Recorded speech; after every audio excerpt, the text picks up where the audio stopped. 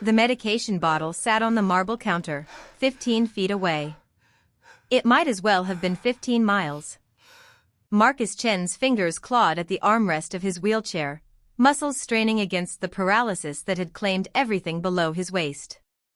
The chair sat wedged against the sofa where he'd transferred himself an hour ago, and now the battery was dead. Sweat dripped down his temples as he tried once more to reach the joystick, but his body wouldn't cooperate. The spinal cord injury at T12 had seen to that. 3 months ago, he'd commanded boardrooms across San Francisco. Tech moguls had sought his counsel. His venture capital firm, Chen Ventures, had funded the next generation of artificial intelligence startups, biotech innovations, and real estate developments that reshaped the Bay Area skyline. Now he couldn't reach his pain medication. The penthouse stretched around him in mocking opulence. Floor-to-ceiling windows framed the Golden Gate Bridge in the dying afternoon light. Imported Italian furniture stood arranged in configurations that no longer made sense for a man in a wheelchair. Victoria had insisted on keeping everything exactly as it was before the attack. Before the bullets. Before his world shattered on Highway 101. You can stop struggling. It's not going to help. Marcus's head snapped toward the voice. A woman stood in the doorway, arms crossed, watching him with an expression that held neither pity nor judgment. She was maybe 35, athletic build, with auburn hair pulled back in a practical ponytail. Her clothes were simple, dark jeans, a gray sweater, comfortable shoes. But her eyes were what caught his attention. They were steady, assessing, the eyes of someone who'd seen too much to be shocked by anything. "Who the hell are you?" Marcus demanded, his voice hoarse. "How did you get in here?" "Sarah Mitchell. Your new caregiver." She walked into the room with the confidence of someone who belonged there. "And I got in because your wife gave me the access code before she left for Napa Valley 3 days ago. You've been alone since then. I don't need a caregiver. Get out." Sarah didn't move. Instead, she pulled up a chair and sat down, meeting his glare with calm indifference. "You've got 2 choices, Mr. Chen. Accept help, or die alone in this beautiful prison. Your wife has already made her choice. She's not coming back. If you are ready for a love story that will absolutely wreck you in the best way possible, kindly hit the like button and subscribe. Seriously, do it. Drop a comment and tell me where you are watching from, because what happens next, you won't see it coming." The words hit harder than Marcus expected. He'd known, of course. Known it from the moment Victoria had walked into his hospital room after the surgery, her face carefully arranged in an expression of concern that didn't reach her eyes. Known it from the whispered phone conversations she thought he couldn't hear. Known it from the power of attorney documents she'd slid in front of him while he was still foggy from medication. "I said get out," Marcus repeated, but the fight had drained from his voice. Sarah leaned forward, elbows on her knees. "I was at San Francisco General Hospital, working a temp shift in the ICU, the night they brought you in. You probably don't remember me, but I was there when they stabilized you. I was also there when your wife made a phone call in the hallway outside your room." She paused, letting that sink in. She told someone named David that everything was going according to plan. That you'd be easier to manage now. Marcus felt his blood turn to ice. David Wong. His CFO. His partner for 12 years. "You're lying," he said, but he knew she wasn't. "I wish I was." Sarah stood and walked to the kitchen, returning with his medication and a glass of water. She placed both within his reach on the side table. "My father had a spinal cord injury when I was 16.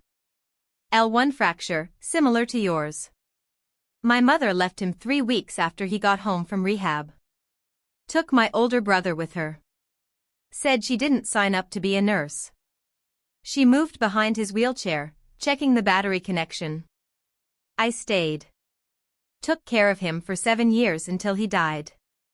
Not from the injury, but from pneumonia he got because he'd given up. Because he believed he was less than human now." Sarah came around to face him again. You're not less than human, Mr. Chen. But you are vulnerable in ways you've never been before. And the people you trusted are counting on that vulnerability to destroy you. Marcus's mind raced.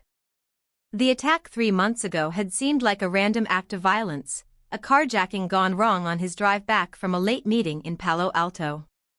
But what if it wasn't random? What if Victoria and David had orchestrated the whole thing? Why would you help me? He asked quietly. You don't know me. You don't owe me anything. Sarah's expression softened slightly. Because I know what it's like to be abandoned when you need people most. And because I overheard more than just that one phone call. Your wife and David Wong are systematically dismantling your company. They've already transferred $12 million to offshore accounts. They're planning to sell Chen Ventures to a consortium of your competitors within 6 months. The room seemed to tilt. Marcus gripped the armrest, fighting against the wave of rage and betrayal that threatened to overwhelm him. You have proof? I have what I heard.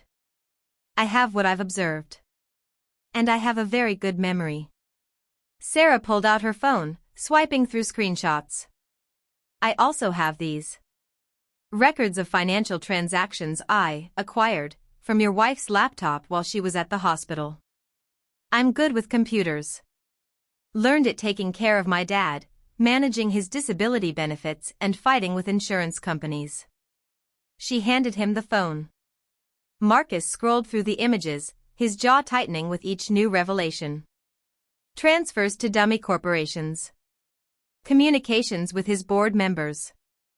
Emails discussing his diminished capacity and the need for new leadership. This is corporate theft, Marcus said. Fraud. Conspiracy. Yes. And you're the only one who can stop it. Sarah took her phone back. But you can't do it alone. You need someone who isn't part of your old world. Someone who doesn't have anything to gain from your downfall. Marcus studied her face, searching for deception, for hidden motives. He'd built his empire by reading people, by knowing who to trust and who to destroy. But his instincts had failed him with Victoria. Failed him with David. Could he trust them now with this stranger? What do you want? He asked bluntly. Honestly? I want to make sure another person with a spinal cord injury doesn't give up. I want to help you prove that paralysis doesn't mean powerless. She paused. And I want a job. A real one. I've been doing temp work since my dad died. I'm tired of it. You help me build a career, I'll help you reclaim your life. It was transactional. Honest. Marcus could work with that. All right, he said finally. You're hired. But first, help me get this chair charged and get me to that medication. Then we need to talk about exactly what you heard and what we're going to do about it. Sarah smiled for the first time. It transformed her face, revealing warmth beneath the professional exterior. Deal. But fair warning, Mr. Chen. I don't do pity. I don't do false hope. And I don't tolerate self-destructive behavior. You want to win this fight, you're going to have to do the work. I've never been afraid of work, Marcus replied. Good. Because we're going to need every advantage we can get. Your wife is already 3 months ahead of us. As Sarah efficiently connected the wheelchair charger and helped him take his medication, Marcus felt something he hadn't experienced since waking up in the hospital: purpose. The empire he'd built was being stolen from him. The woman he'd loved had betrayed him. His body had failed him in the most fundamental way. But his mind was still sharp. And now he had an ally, however unlikely. The war was just beginning. The next morning, Marcus woke to the smell of coffee and the sound of furniture being moved. He transferred from bed to wheelchair, a process that still frustrated him with its awkward inefficiency, and rolled into the main living area. Sarah had transformed the space overnight. The decorative ottoman that had blocked the path to the kitchen was gone. The coffee table had been shifted to create wider pathways. The remote controls, books, and other items Victoria had kept on high shelves were now within easy reach. "What are you doing?" Marcus asked, surprised by the changes. Sarah looked up from where she was adjusting the height of his desk chair. "Making your home functional instead of decorative. You can change it back if you want, but I figured you'd prefer independence over aesthetics." Marcus rolled to the kitchen, noting how much easier the route was now. "Victoria won't like it. Victoria isn't here. And based on what I've seen, she's not planning to come back except to collect her things." Sarah poured coffee into an insulated mug with a lid and straw, handing it to him. "I checked your calendar. You have a video call with your board in 3 hours. Did you know about it?" "No." Marcus felt anger surge again. "What board meeting?"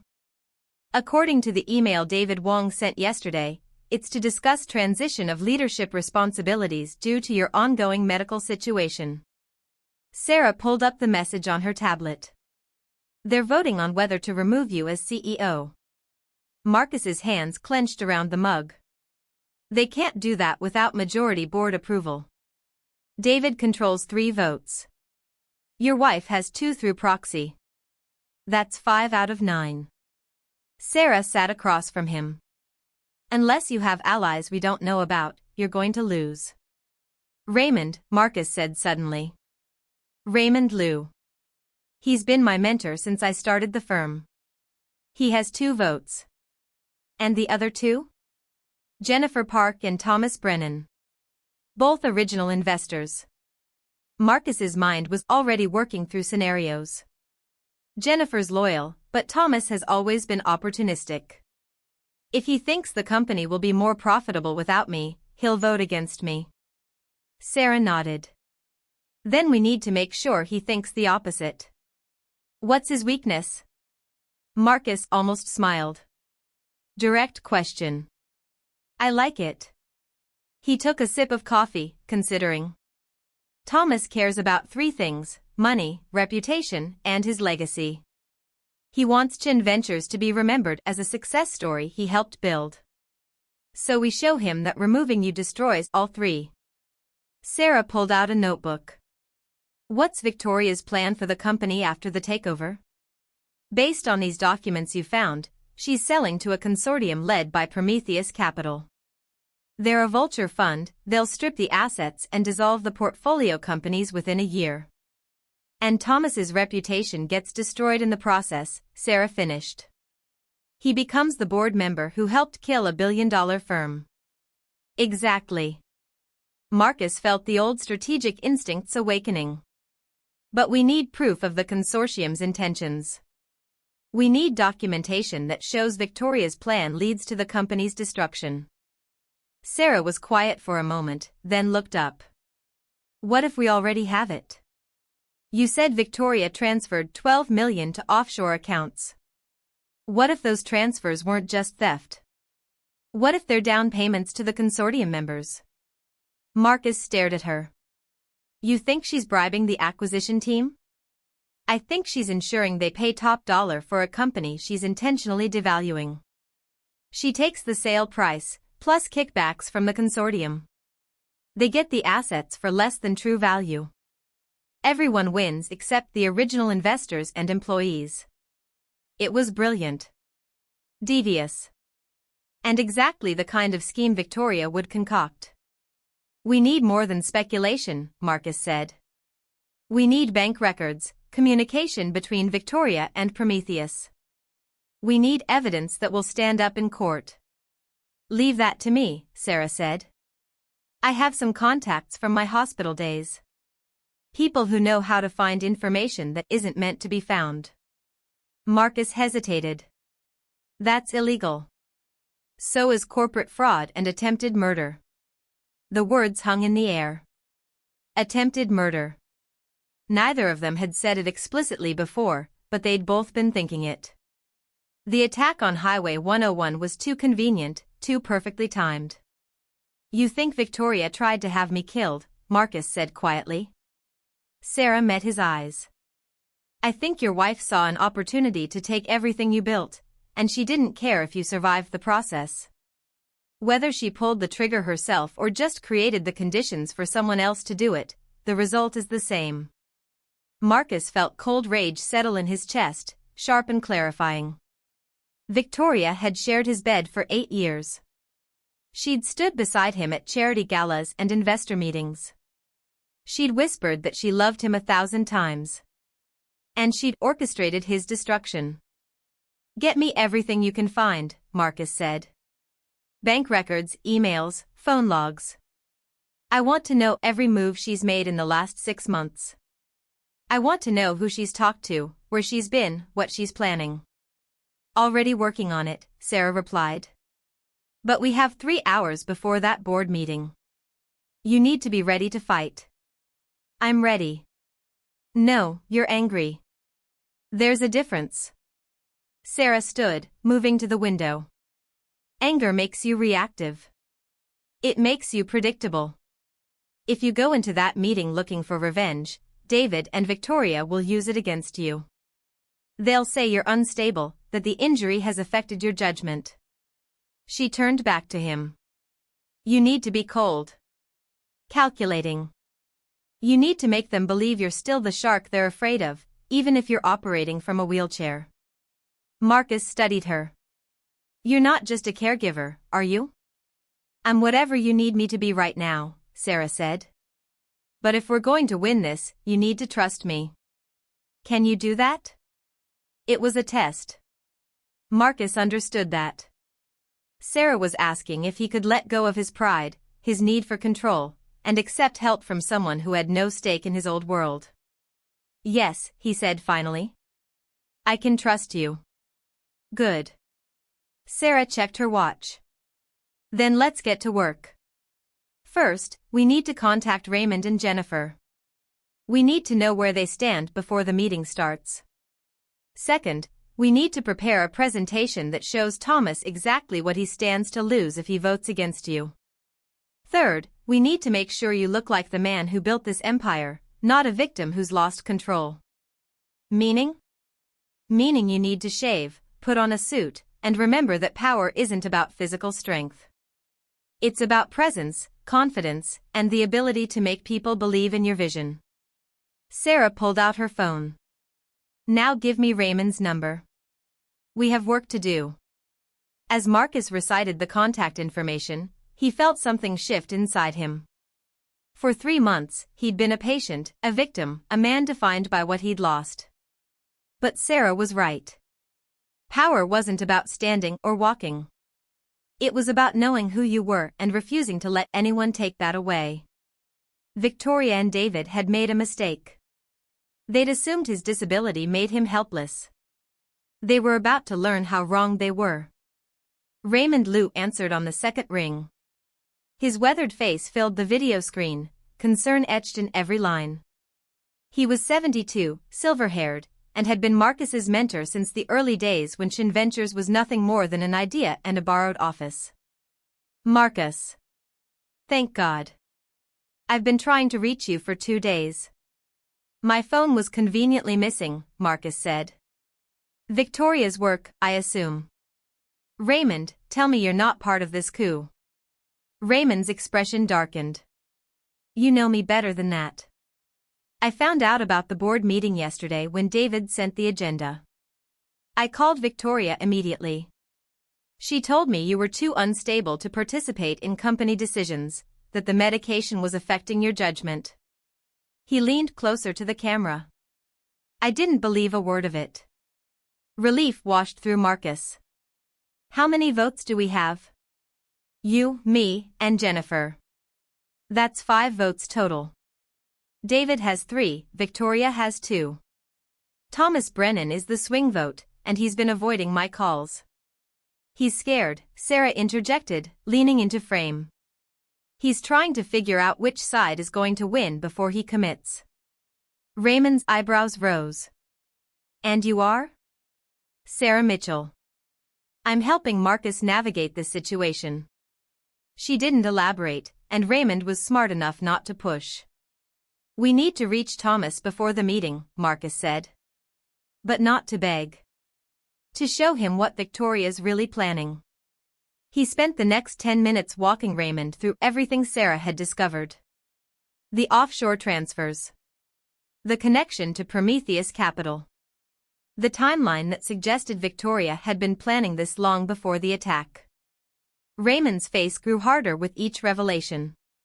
That's enough for a lawsuit. Probably enough for criminal charges. But not enough to stop the vote today, Marcus countered. Thomas won't wait for a legal process. He'll vote based on what benefits him right now. Then we give him what he wants, Sarah said. We show him that Chen Ventures is worth more with Marcus in charge than it will ever be under Victoria and David's management. She pulled up a presentation on her tablet, one she'd apparently been working on since dawn. Financial projections. Market analysis. Comparative data showing Chen Ventures' performance under Marcus's leadership versus similar firms that had undergone hostile takeovers. This is good work, Raymond said, studying the numbers. Very good. Where did you get this data? I have an MBA from Georgia State and too much time on my hands, Sarah replied. The question is, will it be enough to convince Thomas? Only one way to find out. Raymond checked his watch. I'll call him now, tell him we have information he needs to see before he votes. Thomas is greedy, but he's not stupid. If he sees proof that Victoria's plan will cost him money, he'll turn. And if he doesn't? Marcus asked. Raymond's smile was grim. Then we make sure everyone knows he had the chance to save his investment and chose not to. His reputation in Silicon Valley will be finished. After Raymond disconnected, Sarah turned to Marcus. You should eat something before the meeting. You look pale. I'm fine. You're running on adrenaline and coffee. That's not sustainable. She moved to the kitchen, pulling ingredients from the refrigerator. When's the last time you had a real meal? Marcus couldn't remember. The past 3 months had been a blur of medication, physical therapy sessions with disinterested therapists, and long stretches of isolation.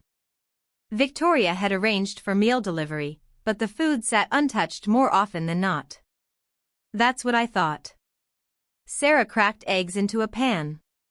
You're going to eat, and then we're going to make sure you look like the man who built a billion-dollar empire, not someone who's given up. I haven't given up, Marcus said, but the words rang hollow even to him. Sarah plated scrambled eggs, toast, and fruit, setting it within his reach. Then prove it. Eat.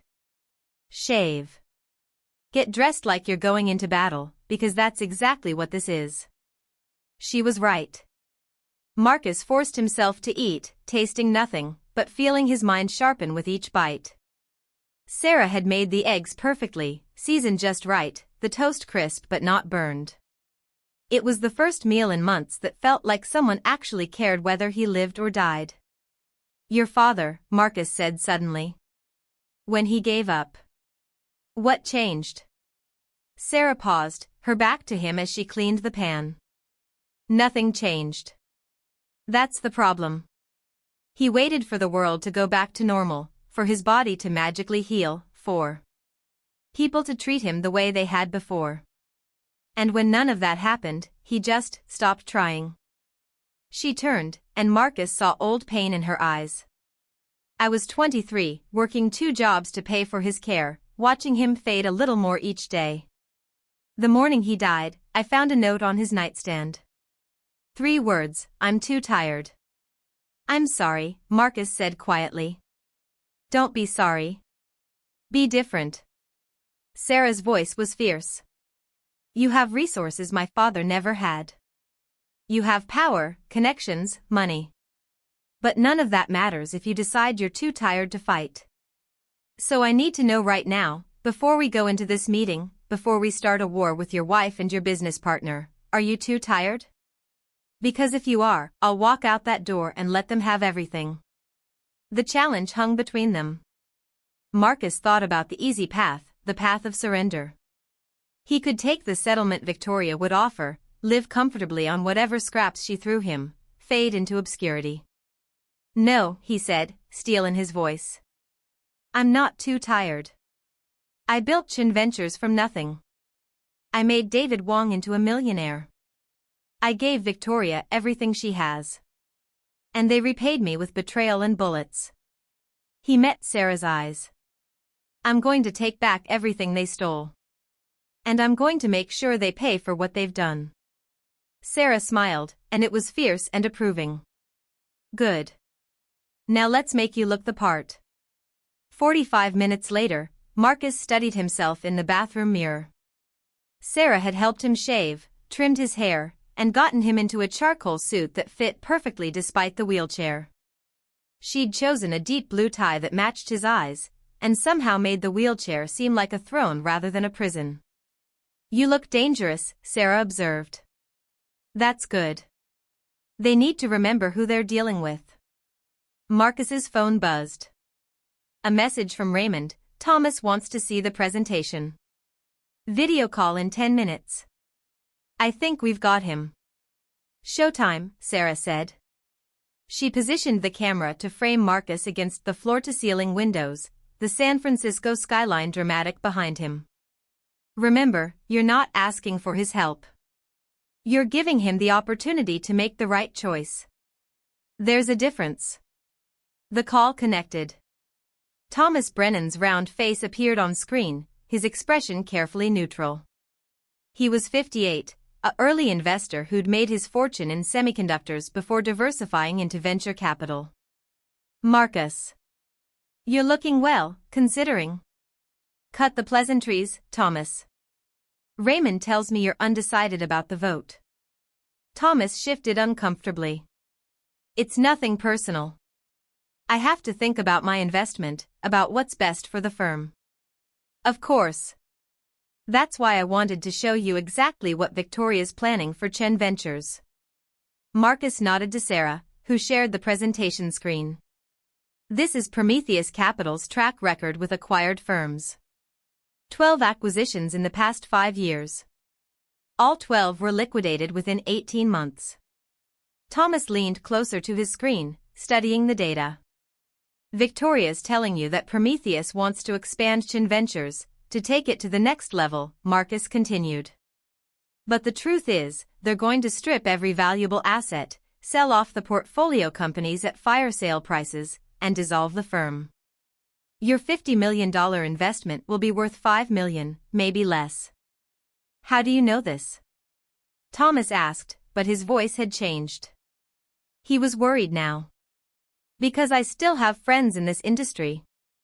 Because I've been watching Prometheus for years, and I know how they operate. And because Victoria's already transferred $12 million to offshore accounts. Marcus let that sink in. She's not saving the company, Thomas. She's looting it before she sells the corpse. Sarah advanced the slides, showing financial projections that painted a stark picture. Chen Ventures under Victoria's leadership, value declining rapidly.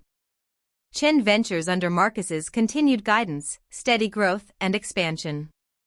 Even from a wheelchair, I can run this company better than Victoria and David ever could, Marcus said quietly. They're managers, Thomas. I'm a builder. You invested in Chen Ventures because you believed in my vision, my instincts. Has anything about this situation changed that? Thomas was quiet for a long moment. If what you're saying is true, if Victoria's really planning to sell to Prometheus, then we're all going to lose our investments. Not if you vote to keep me as CEO. Not if we stop this coup before it destroys everything we've built. David's going to be furious, Thomas said, but Marcus could hear the decision in his voice. David's going to be arrested for corporate fraud once I finish gathering evidence, Marcus replied. The question is whether you want to be on the right side of this when it happens. Thomas rubbed his face. All right. I'll vote with you and Raymond. But Marcus, if you're wrong about this, if Victoria's plan is actually better for the company, then I'll resign voluntarily and let her have it all, Marcus said. You have my word. After Thomas disconnected, Sarah let out a breath. That was impressive. You had him from the moment you mentioned the offshore accounts. He's motivated by fear and greed, in that order, Marcus said. Once he realized Victoria was stealing from him, the choice was easy. He checked the time. 20 minutes until the board meeting. Are we ready? As ready as we'll ever be. Sarah adjusted the camera angle one more time. Remember, they're going to try to rattle you. They're going to question your competence, your stability, maybe even your medication regimen. Don't let them see you react. I won't. And Marcus? Sarah's voice softened slightly. Whatever happens in this meeting, you've already won something important. You've remembered who you are. The video conference loaded. 9 squares appeared on screen. Marcus recognized each face, even the ones that had been carefully avoiding him for 3 months. David Wong sat in what had been Marcus's office, deliberately positioned to project authority. Victoria was beside him, perfectly made up, her expression serene. She thought she'd already won. Raymond and Jennifer were stone-faced. Thomas looked uncomfortable but determined. The other board members seemed confused, uncertain about why they'd been called. Thank you all for joining, David began. As you know, we're here to discuss the leadership transition at Chen Ventures. Given Marcus's ongoing medical situation, the board believes it's time to. The board believes nothing, Marcus interrupted, his voice cutting across David's rehearsed speech. You and Victoria arranged this meeting without consulting the majority of voting members. That's a violation of our charter. David's smile faltered. Marcus, I understand you're upset, but we're only thinking about what's best for the company. What's best for the company is not being sold to Prometheus Capital for parts, Marcus said coldly. Which is exactly what Victoria's planning. Unless someone wants to explain why $12 million in company funds have been transferred to offshore accounts in the past 90 days. Victoria's serene expression cracked. Just for a moment, but Marcus saw it. Saw the flash of panic before she recovered. I don't know what you're talking about, she said smoothly. Marcus, are you sure your medication isn't affecting your judgment? My medication is fine. My judgment is excellent. And I have documentation of every transfer, every email, every phone call you've made to Prometheus executives. Marcus gestured to Sarah, who began sharing files on screen. The question isn't whether I'm competent. The question is whether you're going to prison for corporate fraud. The meeting exploded into chaos. David's face went crimson. This is absurd. Marcus, you've been isolated for months, you're clearly not thinking straight. Where are you even getting this information? From people who are actually loyal to me, Marcus replied. People who've been watching while you and Victoria systematically dismantled everything I built. Jennifer Park spoke up, her voice sharp. I want to see these documents. If there's evidence of financial impropriety, we need to review it immediately. Sarah shared the screen, displaying the transfer records in clear detail. 12 transactions over 90 days, each one carefully structured to avoid triggering automatic bank flags. But together, they painted an unmistakable picture. These could be legitimate business expenses, Victoria said, but her voice had lost its confidence. Consulting fees, market research, expansion investments. To shell corporations in the Cayman Islands? Raymond's voice was acid. Victoria, I've been in this business for 40 years. I know money laundering when I see it. This is a witch hunt, David interjected. Marcus is trying to deflect from his own inability to run the company. He's been incapacitated for 3 months, completely disconnected from operations. Disconnected because you changed all the access codes, Marcus said quietly. Because you rerouted my emails. Because you told the staff I was too unstable to be contacted. He leaned forward, his eyes locked on David's image. Did you really think I wouldn't find out? Did you think I'd just fade away quietly? David's expression shifted, calculation replacing anger. Even if these transfers exist, even if they're questionable, that doesn't change the fundamental issue. Chen Ventures needs active leadership.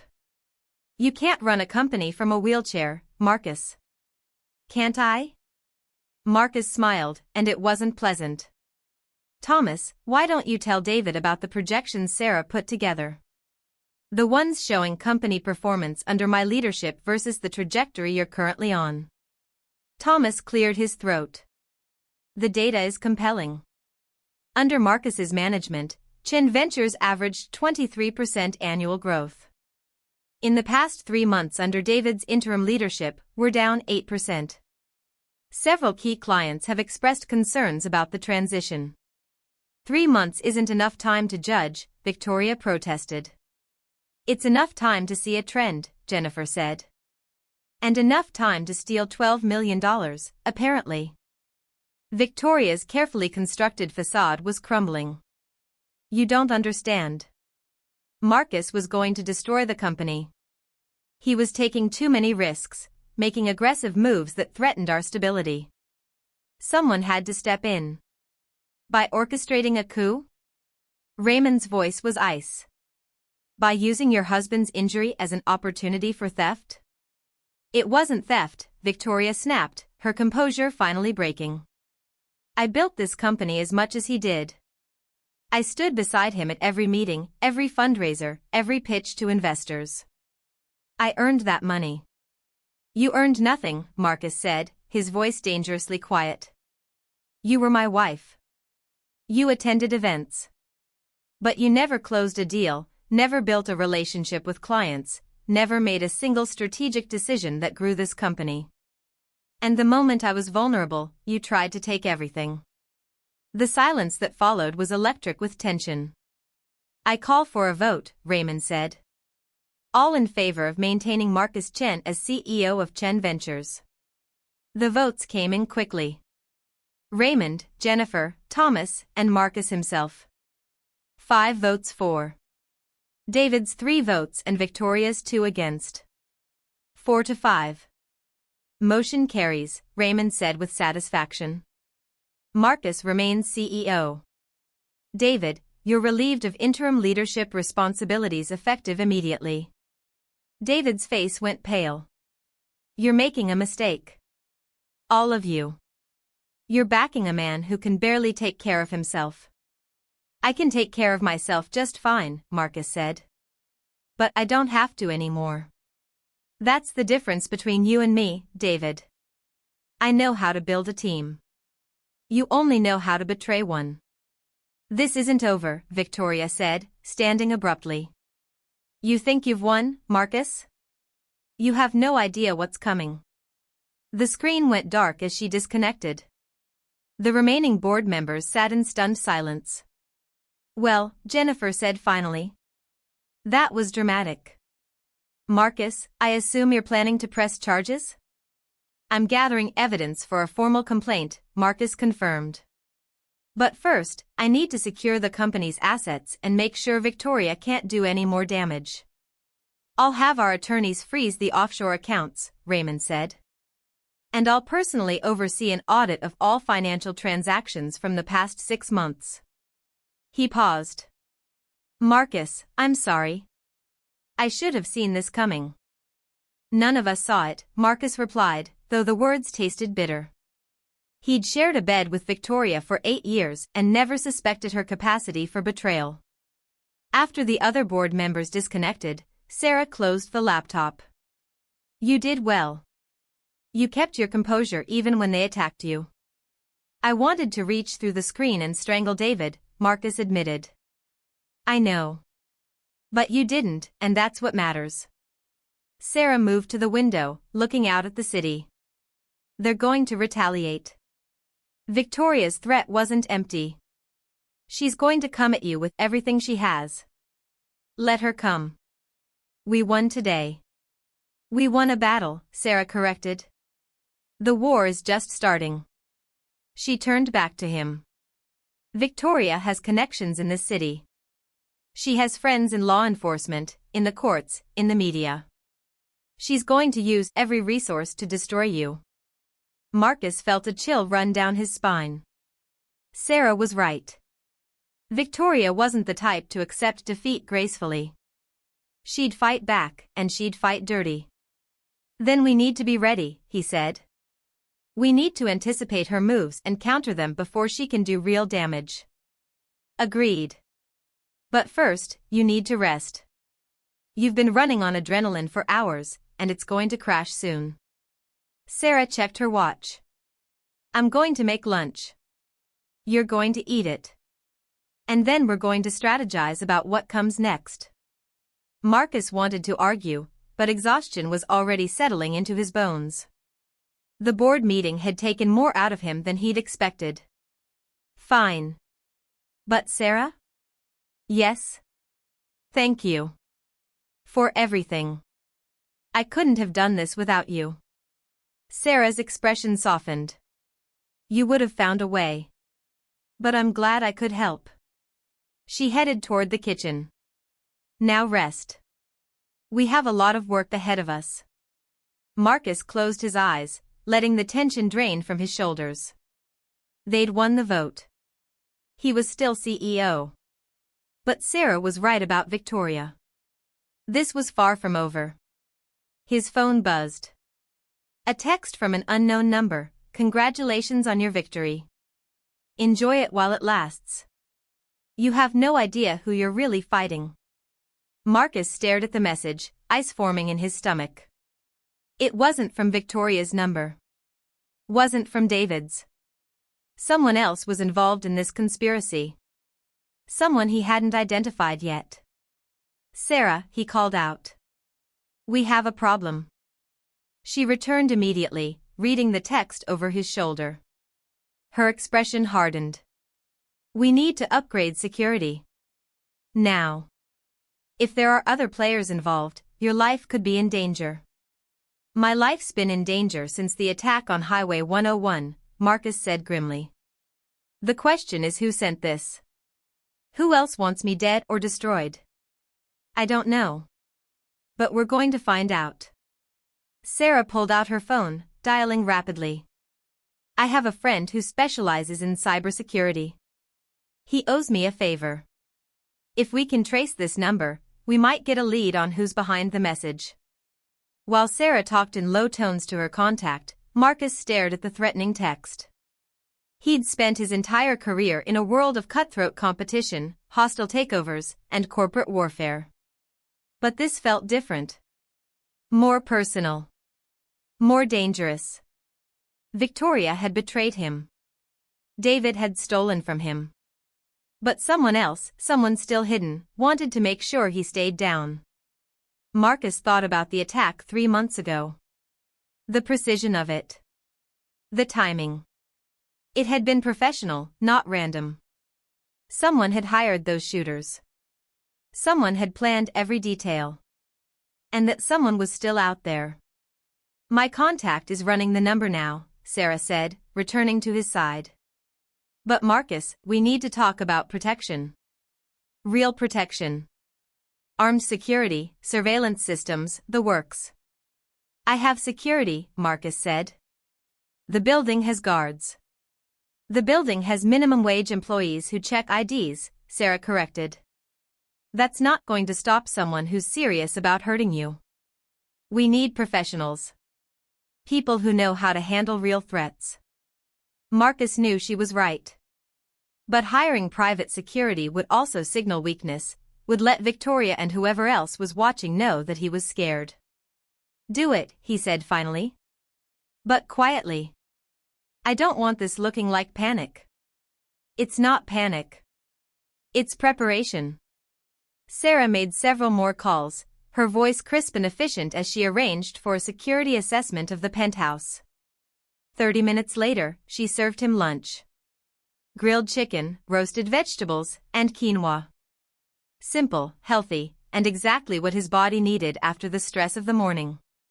You're a good cook, Marcus observed. I'm a practical cook. There's a difference. Sarah sat across from him with her own plate. When you're caring for someone full-time, you learn to make food that's nutritious and quick. No time for fancy recipes. They ate in companionable silence for a few minutes. Then Marcus asked the question that had been nagging at him since she arrived. Why are you really here, Sarah? The truth. She looked up, meeting his eyes directly. I told you. My father. My experience. That's part of it. But there's more. Marcus set down his fork. You're too skilled, too prepared. You knew exactly what evidence to gather, exactly how to present it. You're not just a caregiver. Sarah was quiet for a long moment. Then she sighed. You're right. I'm not just a caregiver. Before my father's injury, I was in college studying business administration.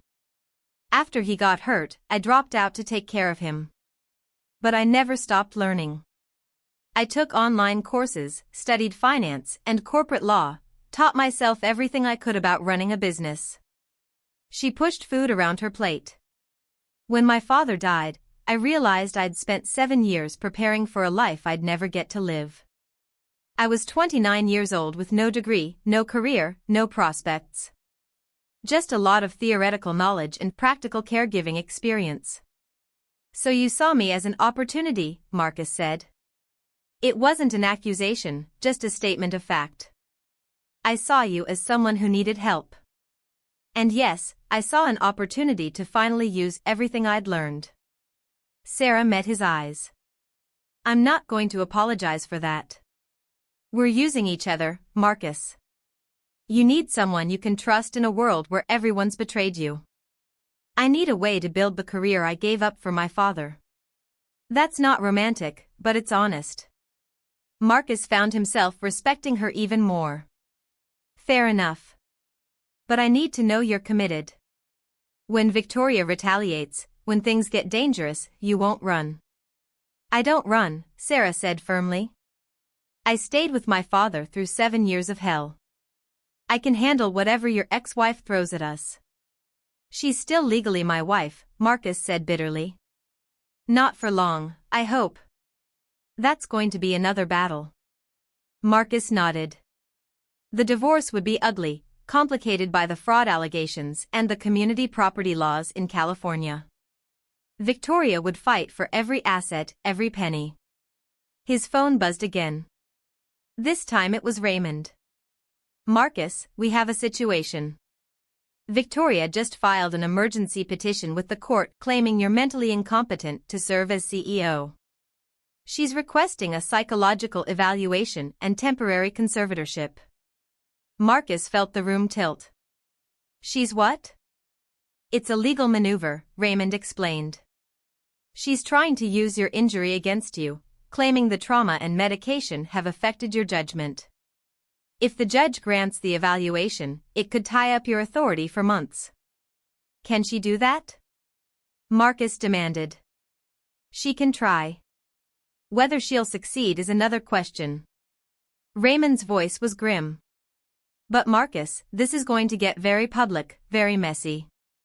She's going to air every private detail of your recovery, every bad day, every struggle. Are you prepared for that? Marcus looked at Sarah, who'd heard every word on speakerphone. Her expression was determined. I'm prepared, Marcus said. Let her try. I'll prove I'm more competent than she ever was. After he hung up, Sarah stood and began clearing the dishes. We need a lawyer. The best disability rights attorney in California. Someone who can destroy Victoria's competency claim before it gains traction. I know someone, Marcus said. Michelle Torres. She specializes in disability discrimination cases. If anyone can fight this, it's her. Call her now, Sarah urged. But Marcus was already dialing, his mind racing through strategies and countermoves. Victoria had escalated the war. She was no longer just stealing his company. She was trying to take away his very identity, his right to make decisions about his own life. It was a declaration of total war. And Marcus was more than ready to fight back. Michelle Torres arrived at the penthouse within 2 hours. She was 45, sharp-eyed, with silver streaks in her dark hair and a reputation for demolishing discrimination cases. She'd successfully sued 3 Fortune 500 companies for disability-based wrongful termination and won landmark settlements. Marcus Chen, she said, rolling her briefcase into the living room. I've followed your career. Never thought I'd be representing you, but here we are. Here we are, Marcus agreed. What are we looking at? Michelle pulled out her tablet, scanning documents. Your wife filed for emergency conservatorship citing California Probate Code Section 1801. She's claiming you're substantially unable to manage your financial resources or resist fraud due to mental dysfunction caused by your injury and medications. That's insane, Sarah interjected. He just ran a board meeting this morning. He's completely lucid. I don't doubt it, Michelle said. But conservatorship cases are tricky. The court doesn't need to prove you're incompetent, just that there's enough concern to warrant evaluation. And Victoria's petition includes statements from your doctor about your medication regimen and psychological state immediately after the injury. Marcus felt anger surge through him. Dr. Patel gave her my medical records? With your power of attorney, she had legal access, Michelle explained. Which is another problem. That power of attorney needs to be revoked immediately, but Victoria's arguing you're too impaired to make that decision. It's a circular trap, Sarah said. She's using the power of attorney to claim he can't revoke the power of attorney. Exactly. Michelle looked at Marcus. We need to move fast. The hearing is scheduled for 3 days from now. We need to demonstrate unequivocally that you're competent, that you're actively managing complex business decisions, and that Victoria's claims are motivated by financial gain, not concern for your welfare. What do you need from me? Marcus asked. Everything. Medical records showing your cognitive function is normal. Testimony from business associates about your recent decisions. Evidence that you're living independently and managing your own affairs. Michelle paused. And we need to expose Victoria's true motives. The fraud allegations help, but we need more. We need to show a pattern of manipulation and exploitation. Sarah leaned forward. What if we have evidence that Victoria planned this before Marcus was even injured? Would that help? Michelle's eyes sharpened. What kind of evidence? Financial records showing she'd been setting up offshore accounts 6 months before the attack. Email correspondence with David Wong discussing leadership transitions while Marcus was still healthy and active. That would be extremely helpful, Michelle said carefully. Where did you get this information? I'd rather not say, Sarah replied. But it's legitimate. And it proves Victoria's been planning to take control for a long time. The injury just gave her the excuse she needed. Michelle studied Sarah for a moment, then nodded. I'll need to see everything you have. If we can prove premeditation, we can argue that Victoria's petition is part of a broader conspiracy to steal Marcus's assets under the guise of protecting him. I'll get you the files, Sarah said, standing. After she left the room, Michelle turned to Marcus. Who is she, really? She's not just your caregiver. She's someone I trust, Marcus said simply. That's all that matters right now.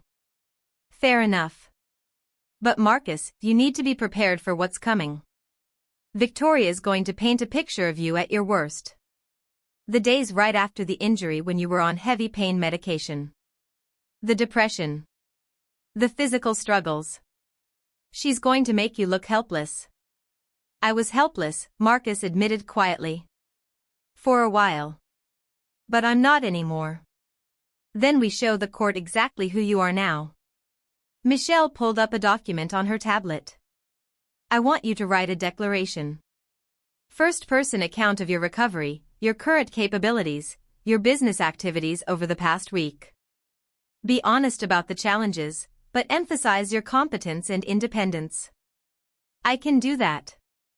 Good. I also want to arrange for an independent psychological evaluation. We'll get ahead of Victoria's request and show the court you have nothing to hide. Sarah returned with a flash drive. Everything's on here.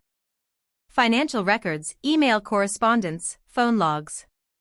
It's organized chronologically. Michelle plugged the drive into her laptop, her expression growing more intent as she reviewed the files. This is gold. This is exactly what we need. She looked up at Marcus. With this evidence, we can't just defend against the conservatorship. We can go on offense. We can file counterclaims for fraud, elder abuse, and financial exploitation. I'm 46, Marcus said dryly. Hardly elderly. Dependent adult abuse, then. The principle is the same. Victoria had a position of trust and power while you were vulnerable, and she exploited that for financial gain. Michelle's smile was predatory. By the time I'm done, she'll be the one facing conservatorship, not you. Over the next 2 hours, they strategized. Michelle outlined their case, identified weaknesses, prepared counterarguments. Sarah took notes, asked sharp questions, and added insights that surprised even Michelle. You should have been a lawyer, Michelle told her at one point. Maybe in another life, Sarah replied. As evening fell, Michelle packed up her materials.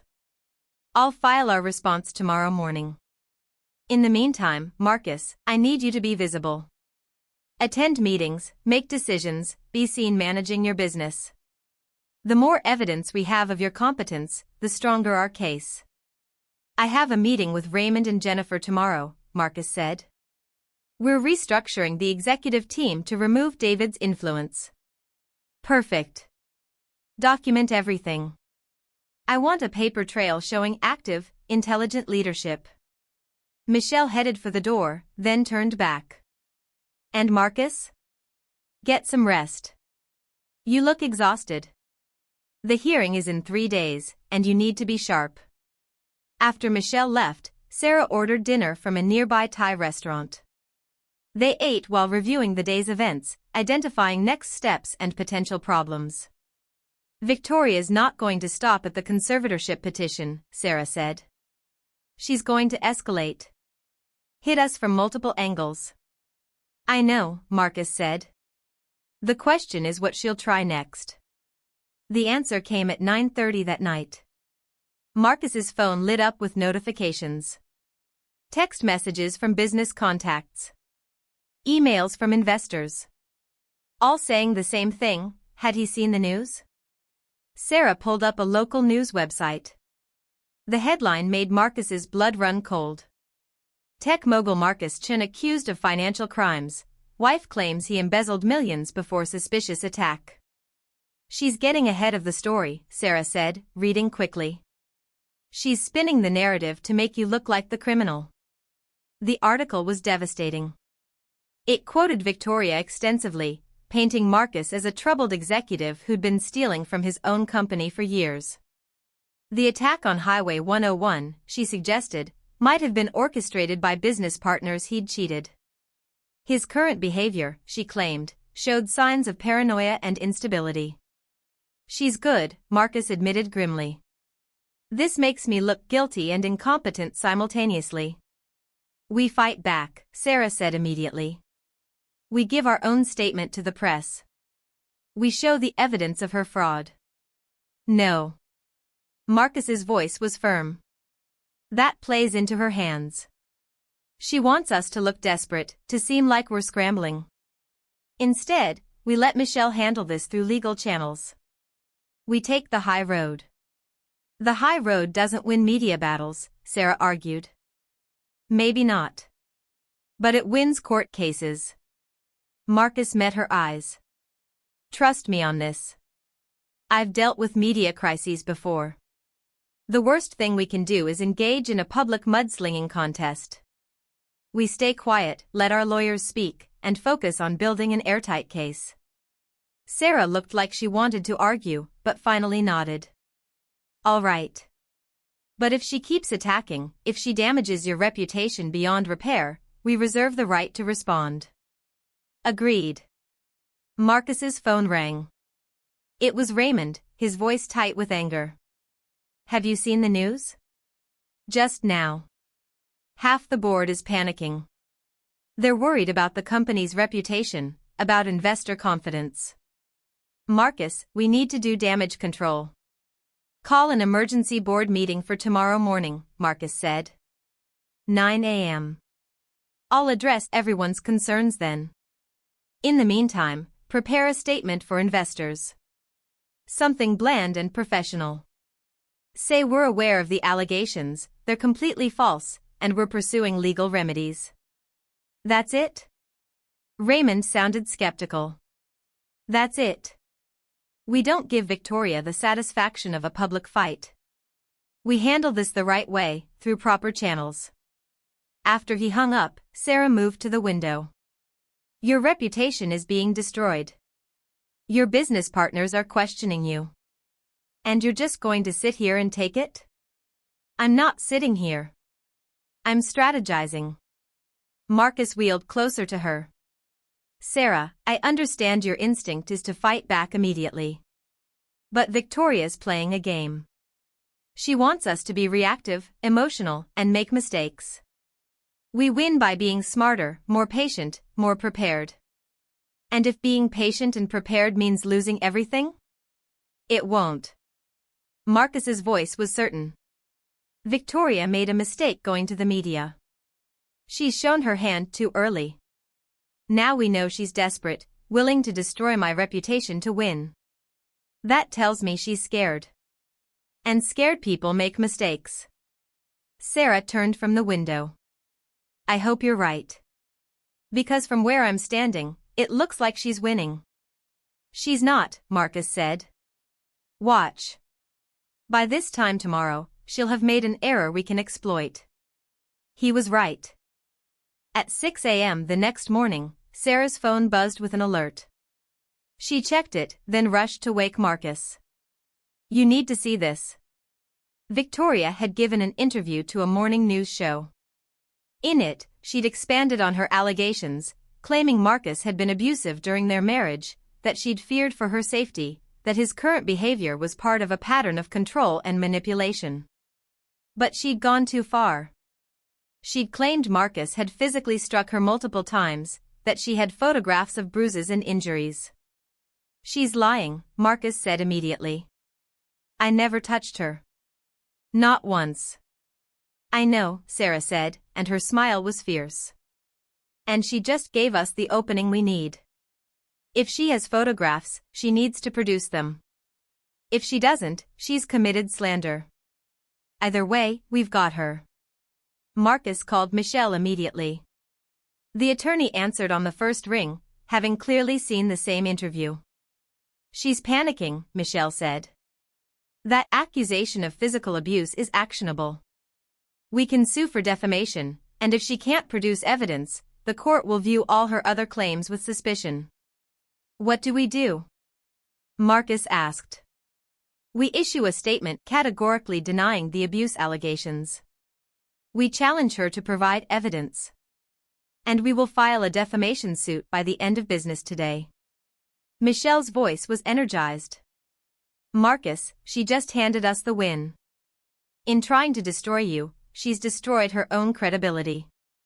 After the call, Sarah poured coffee, her movements quick and efficient. The board meeting is in 2 hours. You need to be ready. They're going to have questions about Victoria's allegations. Let them ask, Marcus said. I have nothing to hide. The video conference started at exactly 9 a.m. All 9 board members were present, their faces showing varying degrees of concern, suspicion, and curiosity. Let's address the elephant in the room, Marcus began before anyone else could speak. Victoria has made serious allegations against me in the media. I want to state clearly and unequivocally that every claim she's made is false. I have never embezzled from this company. I have never been physically abusive. And I am fully competent to serve as CEO. The allegations are damaging regardless of their truth, one board member said. Investors are concerned. Clients are calling with questions. Then we answer those questions with facts, Marcus replied. Michelle Torres, our attorney, is filing defamation suits against Victoria for her false claims. We're also pursuing criminal charges for the fraud she and David committed. The truth will come out, and when it does, anyone who doubted me will see exactly who Victoria Chen really is. Raymond spoke up. I've reviewed the financial evidence Sarah compiled. It's conclusive. Victoria and David stole from this company. The question isn't Marcus's competence. It's how we protect Chen Ventures from further damage while the legal process unfolds. I propose we bring in an independent auditor, Jennifer said. Someone who can review all financial transactions and provide a clean bill of health. That will reassure investors and clients. Agreed, Marcus said. Raymond, can you arrange that?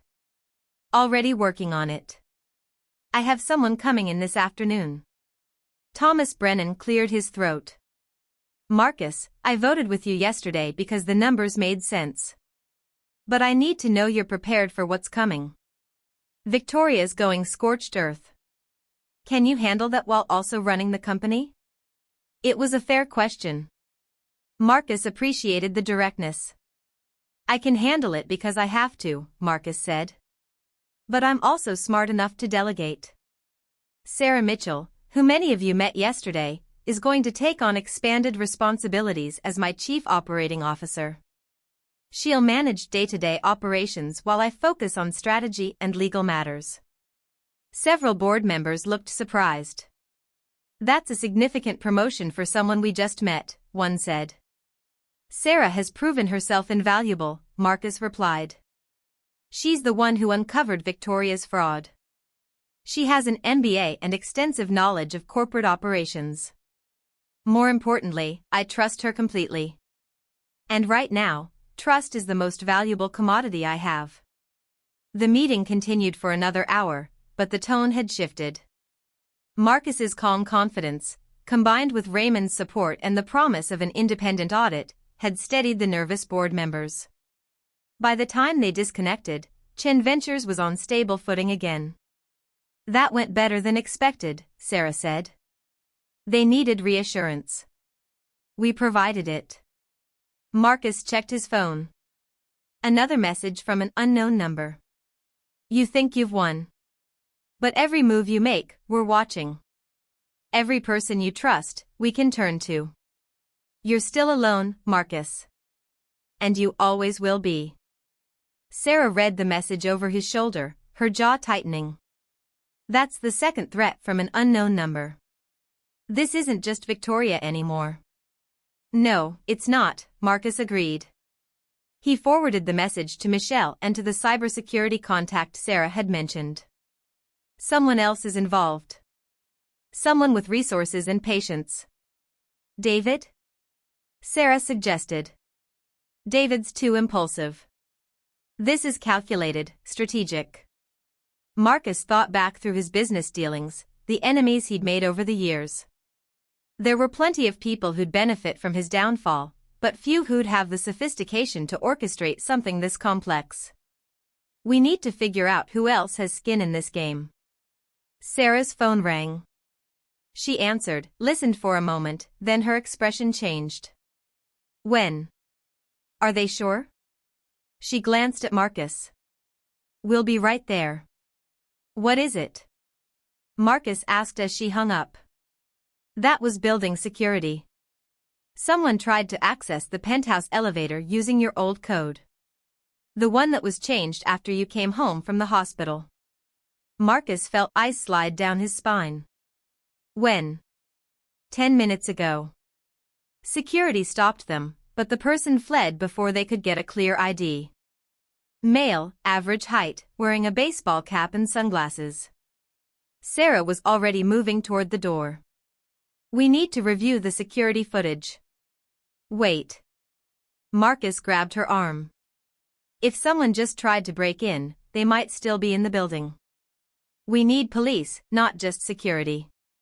Sarah paused, then nodded. She called 911 while Marcus contacted the building's head of security directly. Within minutes, the building was locked down, all exits monitored.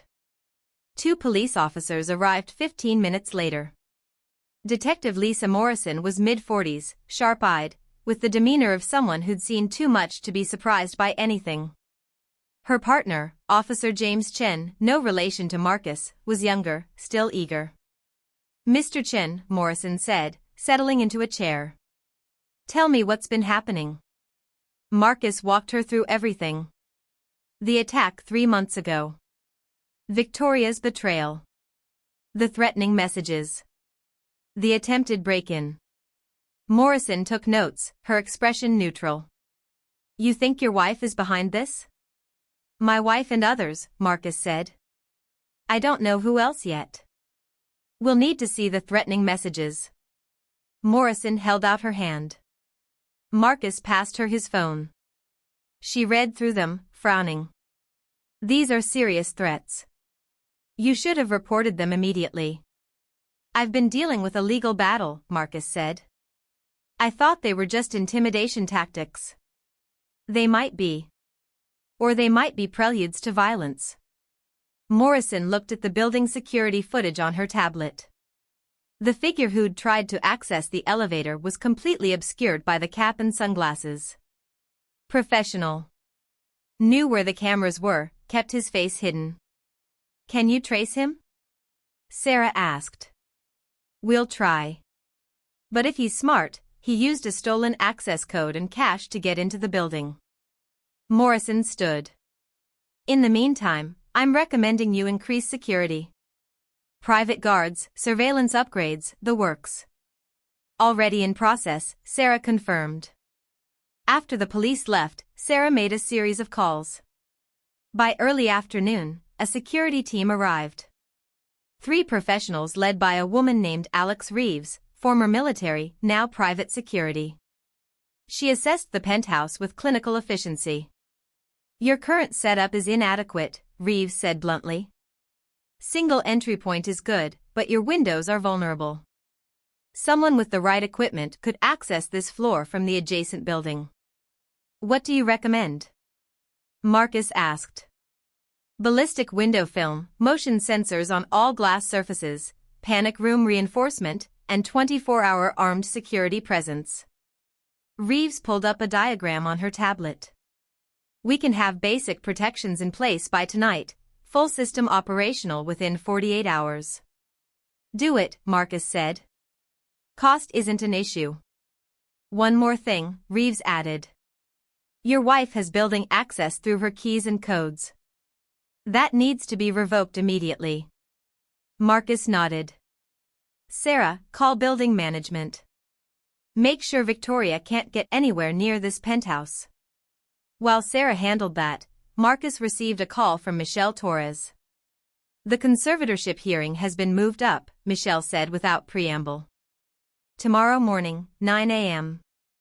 Victoria's attorneys argued there's an immediate risk to your assets given the recent media attention." "That's absurd," Marcus said.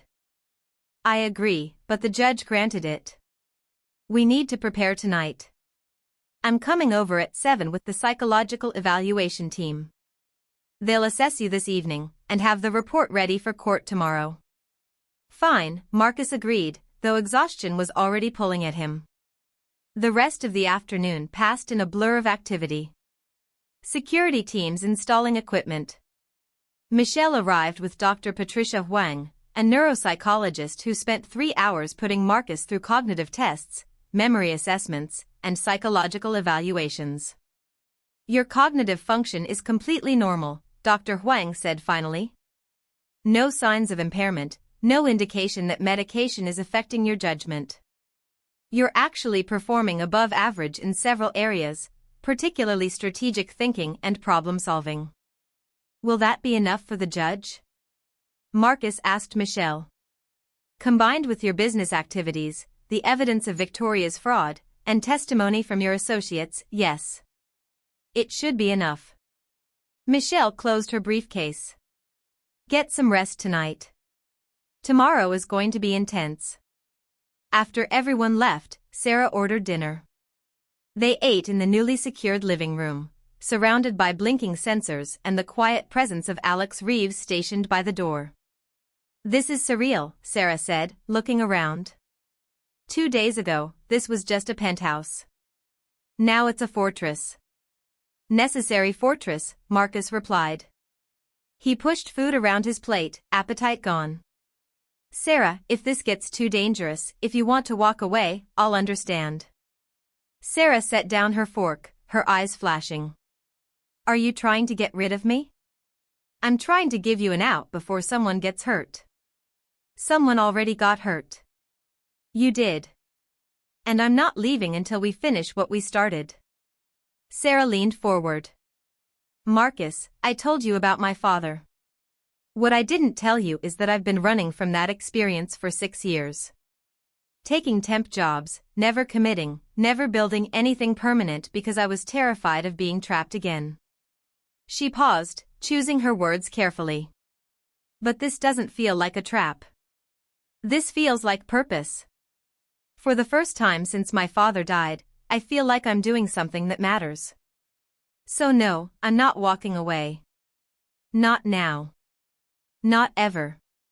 Marcus felt something shift in his chest, an emotion he couldn't quite name. Gratitude, certainly. But something deeper, more complicated. Thank you, he said quietly. They finished dinner in comfortable silence. Sarah cleaned up while Marcus reviewed documents for tomorrow's hearing. Alex Reeves remained a silent presence, professional and alert. At 11 p.m., Sarah helped Marcus prepare for bed. It was a routine they'd established, efficient and clinical. But tonight felt different. The threats, the danger, the shared intensity of the past few days had created an intimacy that went beyond caregiver and patient. Sarah, Marcus said as she was leaving. When this is over, when Victoria's in prison and the company is secure, I want you to stay. Not as a caregiver. As a true partner. COO wasn't just a title to impress the board. I meant it. Sarah paused in the doorway. When this is over, we'll talk about what comes next. But Marcus, don't make promises based on crisis. Everything feels heightened right now. Make decisions when things are calm. My decisions are always calculated, Marcus replied. Crisis or calm? Sarah smiled slightly. Get some rest. Tomorrow we prove Victoria wrong in front of a judge. But rest didn't come easily. Marcus lay awake, his mind churning through scenarios and strategies. The conservatorship hearing was just one battle. Even if they won, Victoria would keep fighting. And somewhere in the shadows, an unknown enemy was watching, waiting. His phone buzzed. Another message from the unknown number. Tomorrow's hearing is just the beginning. Win or lose, you'll never be safe. We're patient. We can wait for the perfect moment. Can you? Marcus stared at the message, anger and frustration warring with cold calculation. Someone was trying to rattle him before the hearing, trying to make him unstable and emotional. It wasn't going to work. He deleted the message, set his phone aside, and closed his eyes. Tomorrow he will face Victoria in court. Tomorrow he would prove his competence and destroy her claims. Tomorrow he would take another step toward reclaiming everything she'd stolen. And eventually, he would find out who else was targeting him. But tonight, he needed rest. Marcus finally drifted off near dawn, his last conscious thought a memory of Sarah's words, I'm not leaving. Not now. Not ever. In the morning light, those words felt like both a promise and a warning. Because if Sarah stayed, she'd be in danger too. And Marcus wasn't sure he could protect her from enemies he couldn't even identify. But he was damn well going to try.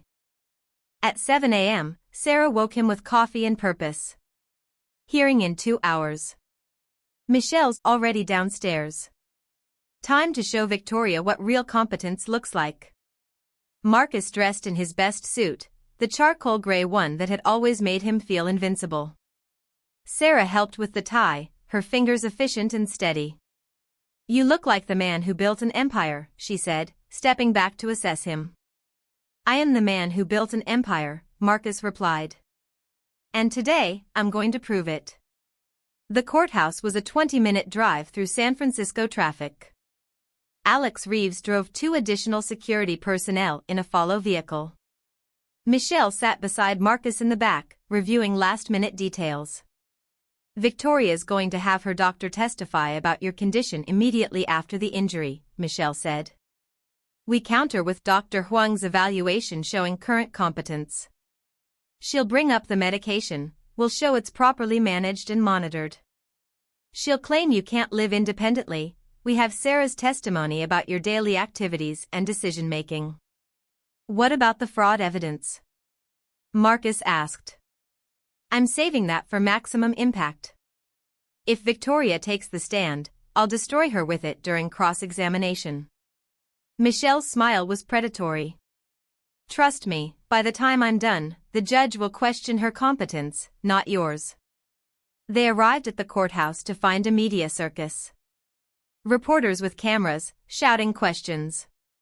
Marcus ignored them, his expression neutral as Alex and her team created a path through the crowd.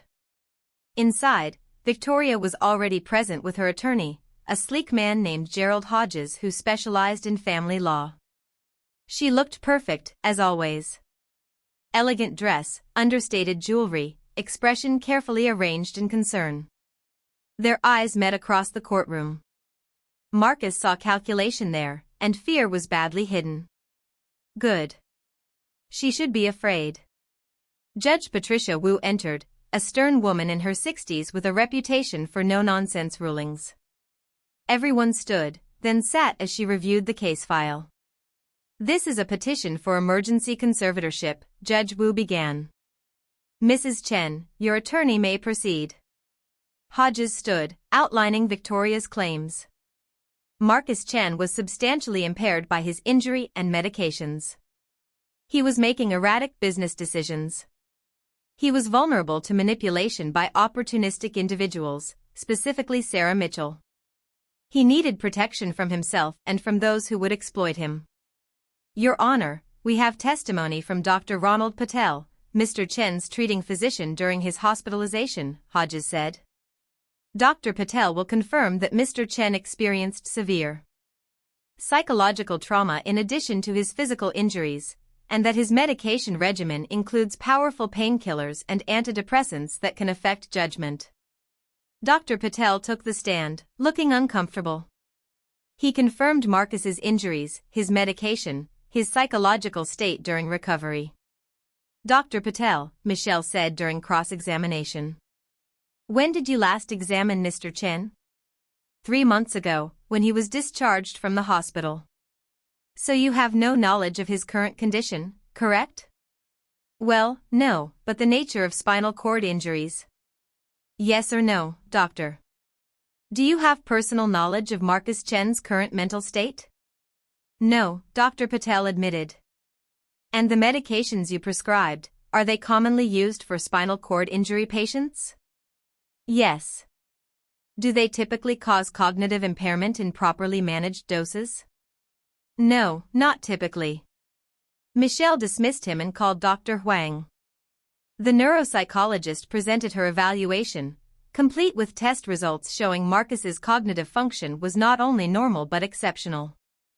I assessed Mr. Chen yesterday evening, Dr. Huang testified. He demonstrated superior problem-solving ability, excellent memory, clear judgment, and no signs of psychological impairment. The medications he's taking are properly dosed and monitored. There is absolutely no indication that his decision-making capacity is compromised. Hodges tried to shake her testimony but failed. Dr. Huang was unflappable, backed by data and years of expertise. Then Sarah took the stand. Ms. Mitchell, Michelle began. Please describe Mr. Chen's daily activities. Sarah outlined Marcus's routine. The business meetings he conducted. The strategic decisions he made. The way he managed his medical care, his home, his life. Does he require significant assistance? Michelle asked. He requires physical assistance with some tasks related to his paralysis, Sarah said clearly. But he makes all his own decisions. He manages complex business operations. He's fully capable of handling his own affairs. Hodges stood for cross-examination, his expression skeptical. Ms. Mitchell, isn't it true that you've only known Mr. Chen for a few days? Yes. And isn't it true that Mr. Chen has given you significant professional advancement in that short time? He promoted me to COO based on my qualifications and performance. Or perhaps based on your ability to tell him what he wants to hear. Hodges suggested. Ms. Mitchell, you're a caregiver with no formal corporate experience. Yet Mr. Chen has placed you in charge of a billion-dollar company. Doesn't that suggest impaired judgment? It suggests he recognizes competence when he sees it, Sarah replied evenly. I have an MBA. I uncovered the fraud that his wife and CFO were committing. I've proven my value. You have an incomplete MBA, Hodges corrected. You dropped out of college years ago. To care for my disabled father. And I completed my degree online while working full-time. Would you like to see my transcripts? The courtroom rippled with murmurs. Hodges looked rattled. Then Michelle dropped the bomb. She introduced the financial evidence. The offshore accounts. The emails between Victoria and David Wong. The timeline showing premeditated theft and conspiracy. Your Honor, Michelle said. This isn't about protecting Marcus Chen.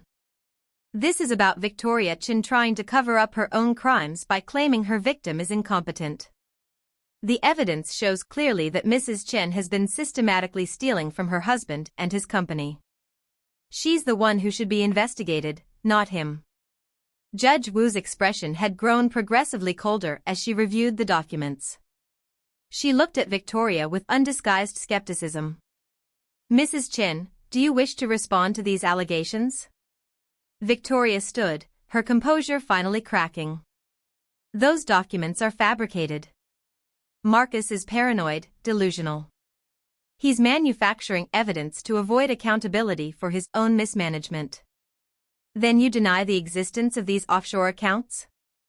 Judge Wu asked. They're legitimate business accounts. For company expansion. In the Cayman Islands? Under shell corporation names? The judge's voice was sharp. Mrs. Chen, this court does not appreciate attempts to manipulate the legal system for personal gain. Based on the evidence presented, I'm denying your petition for conservatorship. Furthermore, I'm ordering a criminal investigation into the financial irregularities Ms. Torres has identified. Victoria went pale. Your Honor, please. This hearing is concluded, Judge Wu said firmly. Mr. Chen, you retain full control over your affairs and your company. Mrs. Chen, I suggest you retain criminal counsel. You're going to need it. The gavel fell. Marcus felt triumph surge through him, sweet and sharp. Victoria's face was ashen, her attorney whispering urgently in her ear. Across the courtroom, Raymond and Jennifer, who'd come to observe, were smiling. Outside, the media swarmed again. This time, Michelle gave a brief statement. The court has confirmed what we already knew. Marcus Chen is fully competent and in complete control of his faculties. The allegations against him were baseless and motivated by greed. We're pleased with the outcome and look forward to seeing justice served in the criminal proceedings. In the car, Sarah squeezed Marcus's hand. We won. We won this round, Marcus corrected. But he was smiling. Victoria's going to be arrested within days. David too. The company's secure. We did it, Sarah. You did it, she replied. I just helped. No, Marcus said firmly. We did it. Together. Back at the penthouse, they celebrated with champagne. Michelle joined them, along with Raymond and Jennifer. Even Alex Reeves cracked a smile. To Marcus Chen, Raymond toasted. Who proved that real power has nothing to do with standing up. They drank, the mood light and victorious. But Marcus's phone buzzed with another message. Congratulations on your court victory. Enjoy it. Because what's coming next, no judge can protect you from. The celebration suddenly felt hollow. Marcus showed the message to Sarah, whose expression darkened. They're not giving up, she said quietly. Neither are we, Marcus replied. But as the evening wore on and guests departed, Marcus couldn't shake the feeling of being watched, hunted. Victoria was defeated, but she was just one enemy. Someone else was still out there.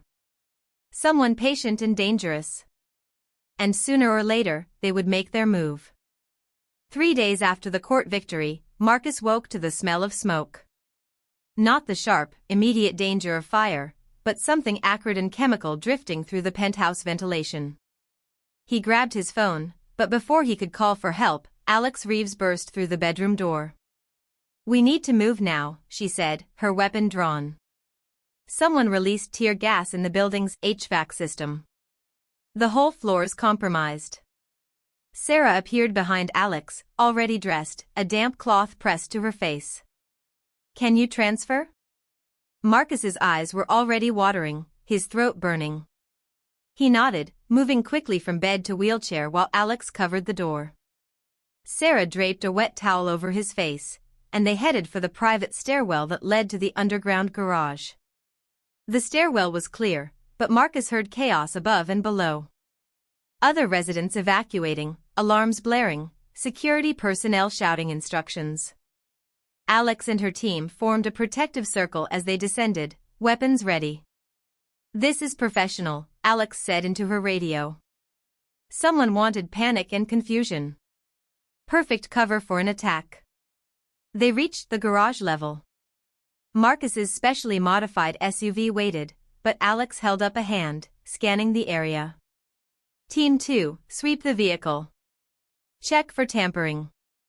2 security personnel moved forward with detection equipment. Marcus's heart hammered as they searched underneath, opened the hood, checked the interior. Every second felt like an eternity. "Vehicle's clean," one called out finally. They loaded Marcus quickly. Sarah climbed in beside him while Alex took the driver's seat.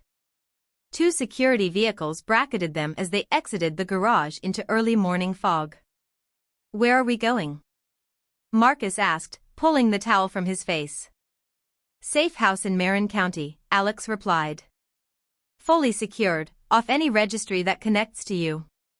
We stay there until we know what we're dealing with." Marcus's phone rang. Raymond's voice was tight with worry. "Marcus, thank God. Are you all right?"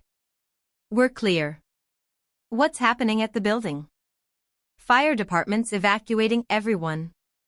Police are treating it as a terrorist incident." Raymond paused. "Marcus, Victoria was arrested this morning. 2 hours before the gas attack. She's in custody, so she couldn't have done this." The implication hung in the air. Victoria wasn't behind this attack. Someone else was. "David?" Marcus suggested. "Also in custody. They picked him up an hour after Victoria." Raymond's voice dropped. "Whoever's doing this, it's not them. At least not directly." The safe house was a modern structure built into a hillside, surrounded by redwoods and accessible only by a private road. Alex's team had swept it twice before they arrived, and additional security was already positioned around the perimeter. Inside, Sarah helped Marcus settle while Alex coordinated with her team. The house was spacious, well-equipped, and completely isolated. Exactly what they needed. "We can't stay here forever," Marcus said once they were alone. "I have a company to run." "You can run it remotely," Sarah countered. "At least until we figure out who's targeting you." Marcus's phone buzzed. The unknown number again. "Did you really think a courtroom victory would end this?" "You're not fighting one enemy, Marcus. You're fighting a system. And systems don't lose. They adapt." He showed the message to Sarah. "They're telling me something. It's not personal vendetta. It's bigger than Victoria's betrayal. What do you mean? Sarah asked. Victoria wanted money and power. David wanted the same. But this, Marcus gestured at the message, this is about preventing me from operating at all. About removing me from the board entirely. Who benefits from that? Sarah pulled out her laptop. Let's think this through. Victoria and David are in custody. Who else had the motive to destroy you? Marcus thought back through years of business dealings. There's Prometheus Capital. The consortium Victoria was planning to sell to. If I'm removed, if the company goes to David or Victoria or anyone else, they get their acquisition. But you won the court case. Victoria can't sell now. No, but if I'm dead or permanently incapacitated, the board has to appoint new leadership. And if they're scared enough, pressured enough, they might choose someone amenable to Prometheus. Sarah's fingers flew across her keyboard. Let me dig into Prometheus. See who's really behind it. While she worked, Marcus called Michelle Torres. I need you to investigate Prometheus Capital. Deep dive. Ownership structure, board members, financial backers. Everything. Already on it, Michelle replied. After the conservatorship hearing, I got curious. Prometheus is a labyrinth of shell corporations and offshore holdings. It's going to take time to untangle. We don't have time, Marcus said. Someone just attacked my building with tear gas. They're escalating. I'll prioritize it. But Marcus, you need to consider making a public statement. Let whoever's doing this know you're not backing down. That just makes me a bigger target. You're already the biggest target. At least this way, you control the narrative. Michelle paused. Think about it. I'll call when I have information on Prometheus. By afternoon, Sarah had compiled a preliminary report on Prometheus Capital. The firm was founded 8 years ago by a man named Richard Caldwell, former hedge fund manager with a reputation for aggressive acquisitions and asset stripping. Caldwell's ruthless, Sarah said, showing Marcus articles about Prometheus's previous deals.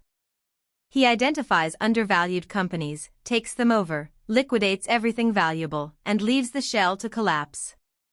He's made billions doing it. And Chen Ventures is his next target, Marcus said grimly. But why go after me personally? Why not just wait for a legitimate opportunity to buy? Because you'd never sell. Not to him, not to anyone like him. Sarah pulled up more data. Look at this. Caldwell tried to acquire one of your portfolio companies 2 years ago. A biotech startup called Helix Genomics. You blocked the sale, told the founders Caldwell would destroy everything they built. Marcus remembered. The founders had been desperate for capital, and Caldwell had offered 3 times market value.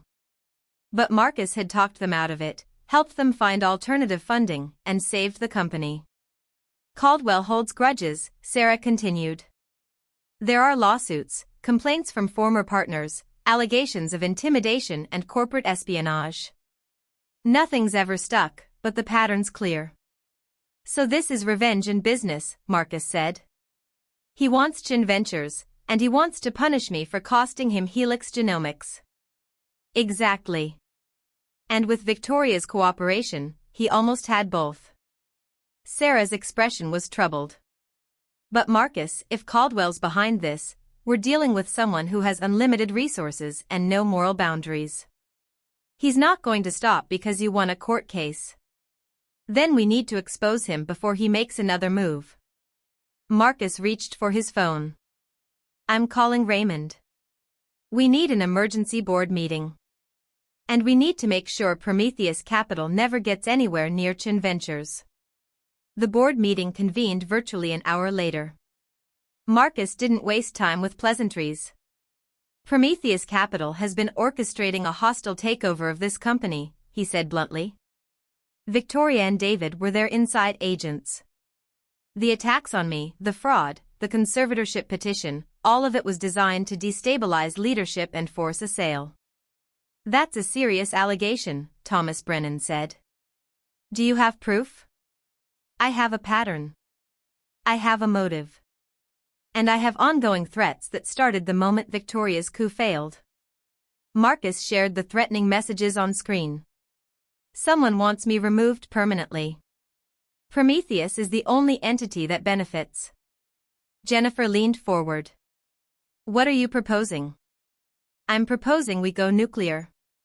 We expose Prometheus publicly, file lawsuits for corporate espionage and conspiracy, and make it clear that Chen Ventures will never be for sale. Not now, not ever. That's declaring war on a firm with enormous resources, another board member said nervously. They declared war on us first, Marcus countered. We're just fighting back. Raymond nodded slowly. I support Marcus.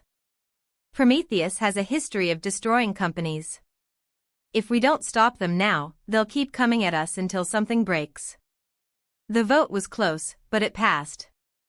Chen Ventures would fight. That evening, as fog rolled in from the Pacific, Marcus and Sarah sat on the safe house deck watching the sun disappear behind the redwoods. Security personnel patrolled the perimeter, but for a moment they had peace. Are you scared? Sarah asked quietly. Terrified, Marcus admitted. But not Caldwell. I'm scared of getting you hurt. Of dragging you into a war you never signed up for. I signed up the moment I walked into your penthouse, Sarah replied. I knew what I was getting into. Did you? Because I'm not sure I did. Marcus turned to face her. 3 days ago, we won in court. I thought that was the end. But it's just the beginning. Caldwell's not going to stop. He's going to keep attacking until he gets what he wants or one of us is dead. Then we make sure it's not us, Sarah said firmly. She reached out, taking his hand. Marcus, I've watched you transform from a man who couldn't reach his medication to someone who's fighting a corporate titan. You're stronger than you know. And you're not alone. Marcus looked at their joined hands, feeling the warmth of her skin against his. When had she become essential to him? Not just useful or competent, but necessary in a way that went beyond business or convenience. Sarah, he started, then his phone rang. Michelle's name flashed on screen. He answered, putting it on speaker. I found something, Michelle said without preamble. Prometheus Capital is owned by a holding company called Apex Ventures. And Apex Ventures is majority owned by a trust controlled by someone you know. Who? Marcus demanded. Min-Young Park. Your ex-girlfriend from 20 years ago. The one you left when you met Victoria. The world tilted. Marcus remembered Min-Young. Brilliant, ambitious, ruthless. They dated in his early 20s, before Chen Ventures existed. The breakup had been ugly, accusations and recriminations on both sides. Min-Young's been planning this for 20 years? Sarah asked incredulously. Not planning, maybe. But waiting. And when Victoria approached Prometheus about selling Chen Ventures, Min-Young saw her opportunity. Michelle's voice was grim. I'm sending you everything I found. But Marcus, this changes everything. Min-Young knows you. Know how you think. She's been watching your career for 2 decades. After Michelle hung up, Marcus sat in stunned silence. Min-Young Park. He'd loved her once, or thought he had. Young love, intense and consuming. When it ended, she'd sworn he'd regret leaving her. He'd dismissed it as melodrama. Apparently, she'd meant it. Tell me about her, Sarah said. Marcus closed his eyes, remembering. We met in college. She was studying finance, I was in computer science. We were going to build something together, change the world. But she wanted things I couldn't give her. Total devotion, complete submission to her vision. When I refused, when I chose my own path, she saw it as betrayal. And now she's Richard Caldwell's boss, Sarah said. Which means this isn't just business. It's personal. Very personal. Marcus opened the files Michelle had sent. Photographs of Min Young at charity events, business conferences, always in the background, always watching. She's been tracking my career. Every success, every failure. Waiting for the moment when I'd be vulnerable enough to destroy. The attack on Highway 101, Sarah said suddenly. Marcus, what if Min Young orchestrated that? What if she hired the shooters, knowing it would incapacitate you and create the opening Victoria needed? It made terrible sense. Min Young had the resources, the motive, and the patience. She'd allied with Victoria, probably approached her years ago with promises of wealth and power if she'd betray her husband at the right moment. We need proof, Marcus said. We need to connect Min Young to the attack, to Victoria's conspiracy, to everything. Michelle's working on it. But Marcus, if Min Young's really behind this, she's not going to stop. Ever. This is her life's work. Marcus looked out at the darkening forest. Somewhere in those shadows, Min Young's people were probably watching. Waiting for their next opportunity. Then we end it, Marcus said. Tomorrow, we go public. We expose Prometheus, Apex Ventures, and Min Young Park. We bring everything into the light where she can't hide anymore. That's dangerous, Sarah warned. Everything's dangerous now. Marcus squeezed her hand. But I'm done being prey. Time to become the predator again. That night, Marcus couldn't sleep. He lay in the unfamiliar bedroom, listening to Alex Reeves and her team making security rounds. Sarah was in the adjacent room, separated by a thin wall. His phone buzzed. Another message. You found out about Min Young. Clever. But knowing and proving are different things. And you're running out of time, Marcus. Running out of allies. Running out of moves. When are you going to realize you've already lost? Marcus stared at the message, anger burning through fear. Min Young was taunting him, confident in her victory. She'd underestimated him before. She was doing it again. And that would be her downfall. Marcus typed a response, his first communication with the unknown number. I haven't lost until I stop fighting. And I'm just getting started. See you soon, Min Young.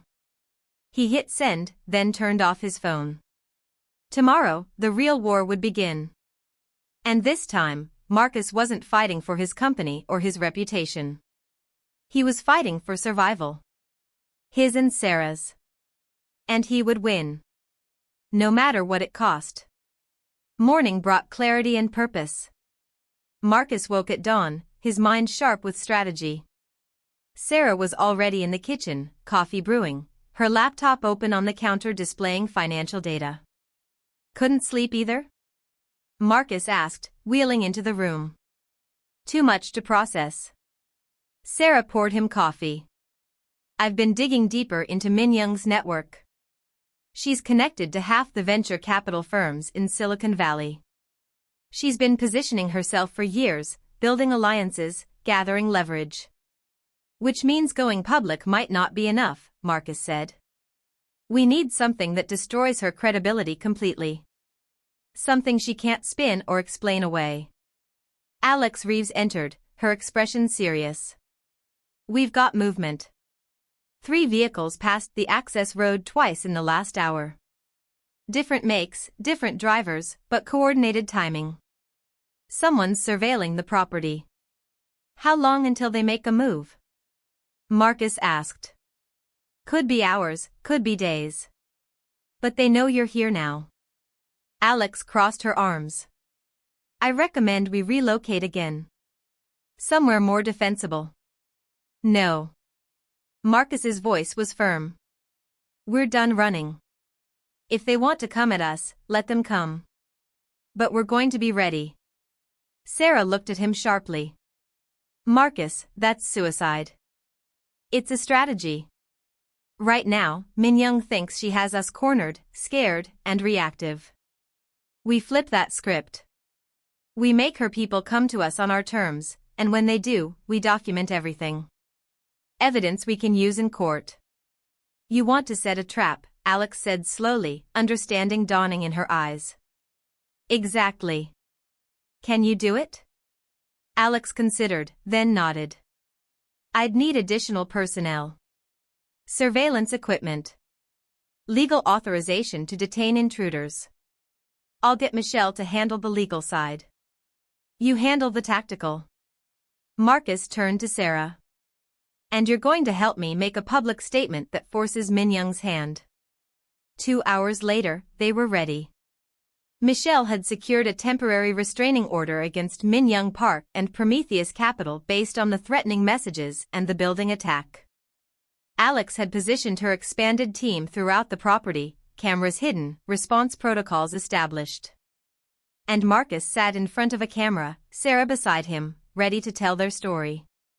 This is going to change everything, Sarah warned. Once you say this publicly, there's no taking it back. I don't want to take it back, Marcus replied. He pressed the record. My name is Marcus Chen. 3 months ago, I survived an assassination attempt that left me paralyzed from the waist down. For months, I believed it was random violence. I was wrong. The attack was orchestrated by people I trusted. People who saw my injury as an opportunity to steal everything I'd built. He paused, letting that sink in. My wife, Victoria Chen, and my business partner, David Wong, conspired to commit corporate fraud while I recovered. They've been arrested and will face justice. But they weren't acting alone. Marcus leaned forward, his voice hardening. The real architect of this conspiracy is Min Young Park, controlling owner of Prometheus Capital. 20 years ago, I ended a relationship with Ms. Park. She spent the last 2 decades planning revenge, waiting for the moment when I'd be vulnerable enough to destroy. That moment came when gunmen she likely hired put 3 bullets in my spine. Sarah handed him documents on camera. This is evidence of Ms. Park's ownership of Prometheus Capital. This is proof of financial connections between Prometheus and my wife. This is a timeline showing Ms. Park has been tracking my business activities for years. And these, Marcus held up his phone, are threatening messages sent from an unknown number, messages that reference details only Ms. Park would know about our shared past. I'm releasing all of this to federal authorities, to the press, and to the public. Because I want everyone to know that disability doesn't mean defenseless. Being in a wheelchair doesn't make me weak or helpless. And I'm not going to hide while someone tries to destroy me. Marcus's voice dropped, becoming deadly quiet. Ms. Park, if you're watching this, and I know you are, understand something. I beat you 20 years ago when I chose my own path over your control. I'm going to beat you again. Not because I'm stronger or smarter, but because I have something you never understood. I have people who stand with me not because they fear me or owe me, but because they choose to. That's a power you'll never have. He ended the recording. Sarah uploaded it immediately to YouTube, Twitter, and major news outlets. Within minutes, it was spreading. Now we wait, Marcus said. They didn't have to wait long. 30 minutes after the video went live, Marcus's phone rang. Not the unknown number this time. A regular call from a name he hadn't seen in 20 years. Min Young Park. Marcus answered, putting it on speaker so Sarah and Alex could hear. Marcus. Her voice was exactly as he remembered. Cool, controlled, with an undercurrent of intensity. That was quite a performance. It was the truth, Marcus replied. Truth is subjective. You chose to tell a story that makes you the victim and me the villain. But we both know it's more complicated than that. Is it? Did you or did you not coordinate with my wife to steal my company? Min Young laughed, a sound without humor. I provided an opportunity. Victoria chose to take it. Just like you chose to leave me all those years ago. I left a toxic relationship. You turned that into a 2-decade vendetta. I built an empire, Min Young corrected. While you played at being a venture capitalist, I created real power. And yes, I watched you. Studied you. Waited for the moment when I could show you what you gave up when you walked away from me.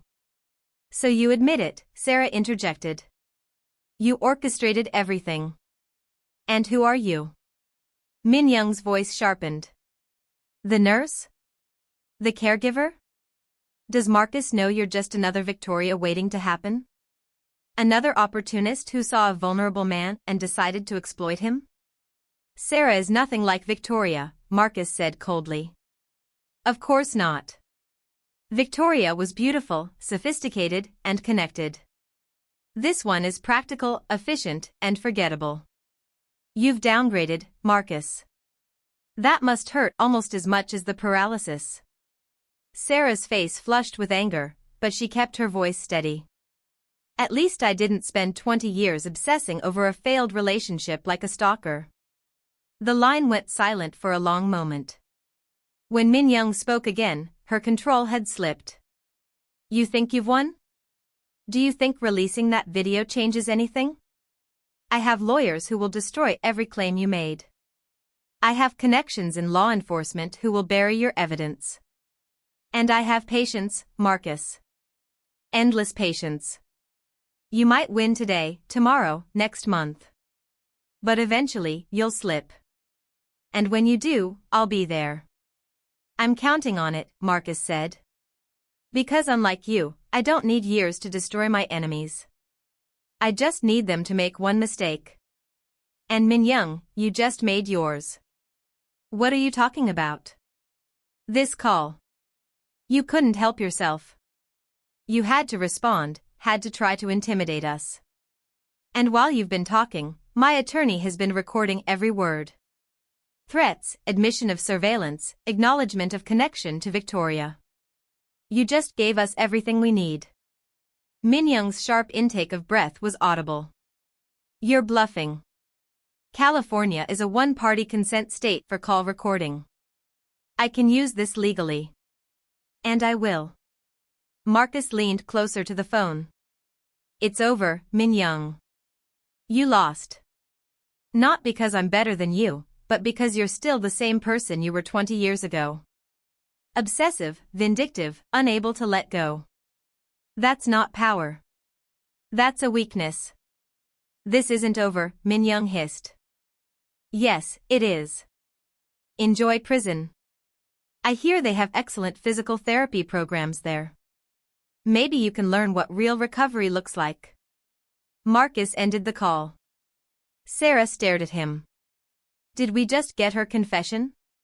We got enough, Marcus said. Her acknowledgement of watching me, her connection to Victoria, her threats. Combined with the financial evidence Michelle gathered, it's more than enough for a criminal investigation. Alex was already on her phone, alerting her team. Those vehicles are moving. 3 cars, approaching from different directions. ETA is 5 minutes. Everyone get into position, Marcus ordered. He looked at Sarah. Are you ready for this?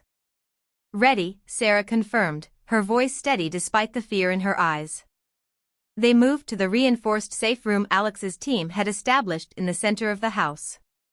Security cameras showed multiple angles of the property. Alex and 4 of her people were positioned strategically, armed and waiting. The vehicles arrived simultaneously. 6 people emerged, dressed in dark tactical gear, moving with professional efficiency. They weren't trying to hide. They were making a statement. They're not here to kill us, Alex observed. This is intimidation. They want us scared. Then let's disappoint them, Marcus said. Alex keyed her radio. Legal authority to detain is in effect. Move on my mark. The intruders approached the house, weapons visible. One raised what looked like a battering ram, preparing to breach the front door. Now, Alex commanded. Her team moved with brutal efficiency. Flashbangs detonated, disorienting the attackers. Security personnel emerged from concealment, weapons trained. Within 30 seconds, all 6 intruders were on the ground, hands zip-tied, being read their rights. San Mateo Sheriff's Department is en route, Alex reported. ETA 3 minutes. We've got them all. Marcus watched on the monitors as one of the detained men looked directly at a camera. There was no fear in his eyes, just a cold assessment. A professional who'd been caught but wasn't broken.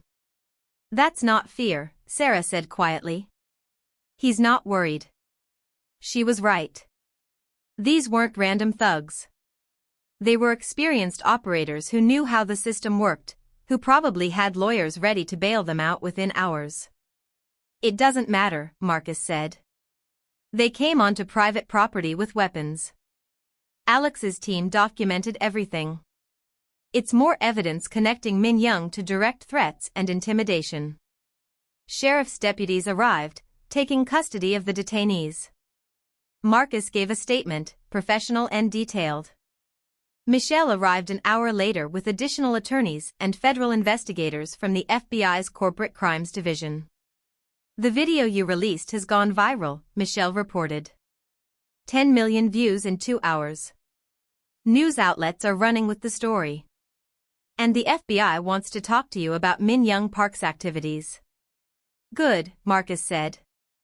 The more light we shine on this, the harder it is for her to operate. But even as he said it, Marcus felt unease. Min Young had resources, connections, decades of preparation. Would public exposure really be enough to stop her? His phone buzzed. A text from an unknown number, but the message was different this time. Impressive. You're learning. But understand something, Marcus. I don't lose. I adapt. This was just round 1. Enjoy your victory. The real game is just beginning. Marcus showed the message to Sarah. She's not giving up. Neither are we, Sarah replied. But her voice carried doubt. That evening, after the FBI interviews, after the attorneys left, after Alex's team had secured the property again, Marcus and Sarah sat alone in the safe room. I need to ask you something, Marcus said. And I need you to be honest. Sarah looked at him warily. All right. What Min Young said on the phone, about you being another opportunist. Is any part of that true? Sarah's expression flickered with hurt, then anger. You're asking if I'm using you? After everything we've been through? I'm asking because I need to know. Because in 3 days, I've promoted you to COO, trusted you with everything, and started to feel things I haven't felt in years. And if that's a mistake, if you're just another person waiting to betray me, I need to know now. Sarah stood, pacing to the window. When she turned back, her eyes were bright with unshed tears. When I walked into your penthouse, I was a temp worker with a dead-end life and a mountain of regrets. You were a mark, a job, maybe a stepping stone to something better. That's the truth. For about 5 minutes, that's what you were. She moved closer, her voice intense. But then I saw you trying to reach your medication. Saw the pride in the pain and the refusal to give up. And I saw my father in you, except you were fighting where he'd surrendered. And I thought, maybe this time I can save someone. Maybe this time I can make a difference. Sarah knelt beside his wheelchair, meeting his eyes at level. I didn't plan to care about you, Marcus. I didn't plan to respect you or admire you or anything else I'm feeling. But here we are. And if that makes me an opportunist, then fine. But I'm an opportunist who's risking her life to stand beside you. So you tell me what that's worth. Marcus reached out, cupping her face with his hand. It's worth everything. They stayed like that for a long moment, the space between them charged with possibility and danger and something neither of them wanted to name yet. Then Alex's voice came through the radio. We've got company again. This time it's not hostile. It's Raymond Liu and Jennifer Park. They're demanding to see you. Marcus pulled back reluctantly. Send them in. Raymond and Jennifer entered the safe room looking shaken. Marcus, you need to see this, Raymond said, pulling up a news broadcast on his tablet. The headline made Marcus's blood run cold. Chen Ventures board calls emergency meeting to discuss CEO's mental stability following bizarre video confession. What? Marcus grabbed the tablet, reading quickly. 3 board members, ones who'd been silent during recent votes, had released a joint statement questioning Marcus's judgment. They claimed his video was evidence of paranoid delusions, that he was manufacturing conspiracy theories, that his medication and injury had affected his mental state. Min Young got to them, Sarah said immediately. She's turned part of your board. How much is on the board? Marcus demanded. 3 votes, Jennifer said. Enough to cause problems, but not enough to remove you. Yet. She's playing a long game, Raymond added. Chipping away at your support, creating doubt. If she can get one more board member to turn, she can force another leadership vote. Marcus felt the walls closing in. He'd exposed Min Young publicly, gotten her people arrested, gathered evidence. And she'd countered by making him look unstable, paranoid, dangerous. We need to respond, Sarah said. We need to show the board that video wasn't paranoid raving, it was truth. We will, Marcus said. But first, we need to figure out which board member Min Young's targeting next. Because she's not going to stop until she has the votes to remove me permanently. His phone buzzed one more time. See how easy it is? One video from me, and your own board questions your sanity. Imagine what I can do with time and money and determination. You're not fighting me, Marcus. You're fighting inevitability. The only question is how much you'll lose before you finally surrender. Marcus deleted the message and looked at the faces around him. Sarah, fierce and loyal. Raymond, concerned but committed. Jennifer, worried but present. Alex, ready for whatever came next. I'm not surrendering, Marcus said quietly. Not now. Not ever. If Min Young wants a war, we'll give her one. But it's going to be on our terms, with our rules. And when it's over, she's going to wish she'd let go 20 years ago. So what do we do? Sarah asked. Marcus smiled, and it was cold and calculating. We stop playing defense. Tomorrow, we go after Min Young with everything we have. We find every illegal deal she's made, every person she's threatened, every law she's broken. We build a case so overwhelming that her lawyers can't spin it, her connections can't bury it, and her money can't buy her way out. That's going to take resources, Raymond said. Then we use them. Chen Ventures, my personal fortune, every contact I've made in 20 years of business. We throw everything at her until something breaks. Marcus looked around the room. I'm done being the target. Time to make Min Young the prey. They worked through the night, building strategy, identifying targets, coordinating with Michelle and the FBI. By dawn, they had a plan. And Marcus had hope. Not because he was certain they'd win. But because he was finally fighting back with everything he had. And because Sarah was beside him, ready for whatever came next. The counteroffensive began at 8 a.m. sharp. Michelle Torres filed a massive civil lawsuit against Min Young Park, Prometheus Capital, and Apex Ventures. Racketeering, conspiracy, attempted murder, corporate espionage, fraud. The complaint was 200 pages of meticulously documented evidence, and Michelle had made sure every major news outlet received a copy. Simultaneously, Raymond and Jennifer called an emergency board meeting. Not to question Marcus's leadership, but to present evidence that 3 board members had received suspicious payments from shell corporations connected to Min Young Park. Bribery, Raymond declared as the evidence appeared on screen.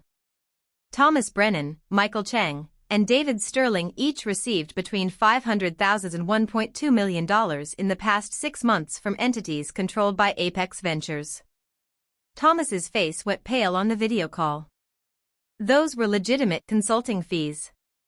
For what consulting? Jennifer demanded. You've done no work for any of these entities. The only thing you've done is vote against Marcus and question his competence. Marcus watched the board members squirm, feeling grim satisfaction. Gentlemen, you have two choices. You can resign from the board immediately and cooperate with federal investigators, or you can fight this and face criminal prosecution for accepting bribes. This is extortion, Michael Chang protested. These are consequences, Marcus replied coldly. You sold your integrity for money. Now you pay the price. One by one, they agreed to resign. By 9 a.m., Marcus had a clean board and 3 witnesses willing to testify about Min Young's corruption. But Min Young wasn't finished. At 9:30, news broke that Chen Ventures was under investigation by the SEC for financial irregularities. Anonymous tips had been filed claiming insider trading, market manipulation, and securities fraud. She's throwing everything at you, Sarah said, reading the alerts. Even if none of it sticks, the investigation alone will damage the company's reputation. Let her try, Marcus said. We have clean books. We have documentation of every transaction. The SEC investigation will clear us eventually, and it'll just add more evidence of Min Young's harassment. At 10 a.m., Marcus received a call from an unexpected source. Victoria, calling from jail. Don't hang up, she said quickly. I have information you need. Marcus put her on speaker, Sarah and Alex listening. Talk. Min Young approached me 4 years ago, Victoria said, her voice hollow. She told me you'd destroyed her life, that you deserved to lose everything. She offered me $50 million if I'd help her take control of Chen Ventures. At first, I said no. I loved you, or I thought I did. What changed? Marcus asked. You did. You became distant, obsessed with work. I felt invisible. And Min Young kept whispering in my ear, telling me I deserved better, that you were using me. Victoria's voice cracked. I convinced myself it was true. That stealing from you was justified because you'd stolen my life. Did Min Young arrange the attack on Highway 101? Marcus demanded. Silence. Then, yes. She hired the shooters through intermediaries. Russian contractors, completely untraceable. She told me you'd just be scared, maybe injured. I didn't know they were going to put 3 bullets in your spine. Victoria's breathing was ragged. I'm not asking for forgiveness. I'm giving you what you need to destroy her. In exchange, I want witness protection and a reduced sentence. I'll talk to the prosecutors, Marcus said. But Victoria, answer me honestly. Did you ever actually love me? I loved the life you gave me, Victoria said quietly. I'm not sure I ever loved you. I'm sorry. Marcus ended the call, feeling something break inside him. Not his heart, that had broken months ago. But some final illusion about who Victoria had been. Are you all right? Sarah asked softly. I'm fine, Marcus lied. Then, more honestly, I will be. At 11 a.m., the FBI arrested Min Young Park at her office in downtown San Francisco. The charges included conspiracy to commit murder, wire fraud, bribery, and racketeering. Her lawyers immediately posted bail, but the damage was done. Her face was on every news channel, her carefully cultivated reputation destroyed in hours.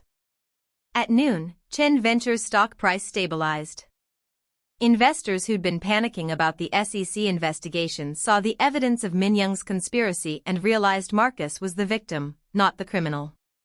By market close, the stock had actually risen 3%. At 2 p.m., Marcus received one final message from the unknown number. You win this round. Congratulations. But understand something, Marcus. I built Prometheus over 20 years. You think one arrest will stop me? I have resources you can't imagine. I have contingencies you can't predict. This isn't over. It's just beginning. Marcus showed the message to Sarah. She's still fighting. Let her, Sarah said. She's in federal custody, her company's under investigation, her reputation is destroyed. What else can she do? Marcus thought about Min Young's patience, her planning, her resources. I don't know. But we need to stay ready. 3 weeks later, Marcus sat in the conference room at Chen Ventures headquarters. The past weeks had been a blur of depositions, interviews, strategy sessions. Min Young remained in custody, her bail revoked after prosecutors demonstrated she was a flight risk. Victoria had been transferred to a federal facility as a protected witness. David Wong had taken a plea deal and was cooperating with investigators. The company was stable. The board was clean. Marcus had won. But he didn't feel victorious. He felt exhausted, hollowed out by months of fighting. The prosecutor called, Michelle said, entering the room. Min Young's attorneys are discussing a plea deal. She's looking at 20 to 30 years, and they want to avoid trial. Will she take it? Marcus asked. Probably. She's smart enough to know she's lost. Michelle sat down. Marcus, it's over. You won. I survived, Marcus corrected. There's a difference. After Michelle left, Marcus wheeled to the window overlooking San Francisco. The city sprawled below him, beautiful and indifferent. Somewhere in it, Victoria sat in federal custody. Min Young planned her defense from jail. David worked on his plea agreement. And Marcus was here, still standing. Still fighting. Still alive. His office door opened. Sarah entered carrying 2 cups of coffee. She'd moved into a permanent apartment in the city, accepted the COO position officially, and proven herself brilliant at operations management. Board meeting in 20 minutes, she said, handing him a cup. They're voting on the new charter amendments you proposed. And if they reject them? Marcus asked. They won't. You have the votes. Sarah sat on the edge of his desk. Marcus, when are you going to accept that you won? When I stop looking over my shoulder, Marcus admitted. When I stop waiting for the next attack, the next betrayal. Sarah was quiet for a moment. My father never learned to trust again after my mother left. He saw betrayal in every kindness, suspicion in every gesture. It's what killed him in the end, not the injury. The inability to believe anyone would stay. Is that what you think I'm doing? Marcus asked. I think you're terrified, Sarah said gently. Not Min Young or Victoria or the next threat. You're terrified of believing this is real. That you actually have people who care about you. That you're not alone anymore. Marcus looked at her, this woman who'd walked into his life at his lowest moment and refused to leave. Are you? Real, I mean. Touch me and find out, Sarah said. Marcus reached out, taking her hand. Her skin was warm, solid, undeniably present. What are we doing, Sarah? Building something, she replied. A company. A partnership. Maybe more, if you're brave enough. I'm in a wheelchair, Marcus said.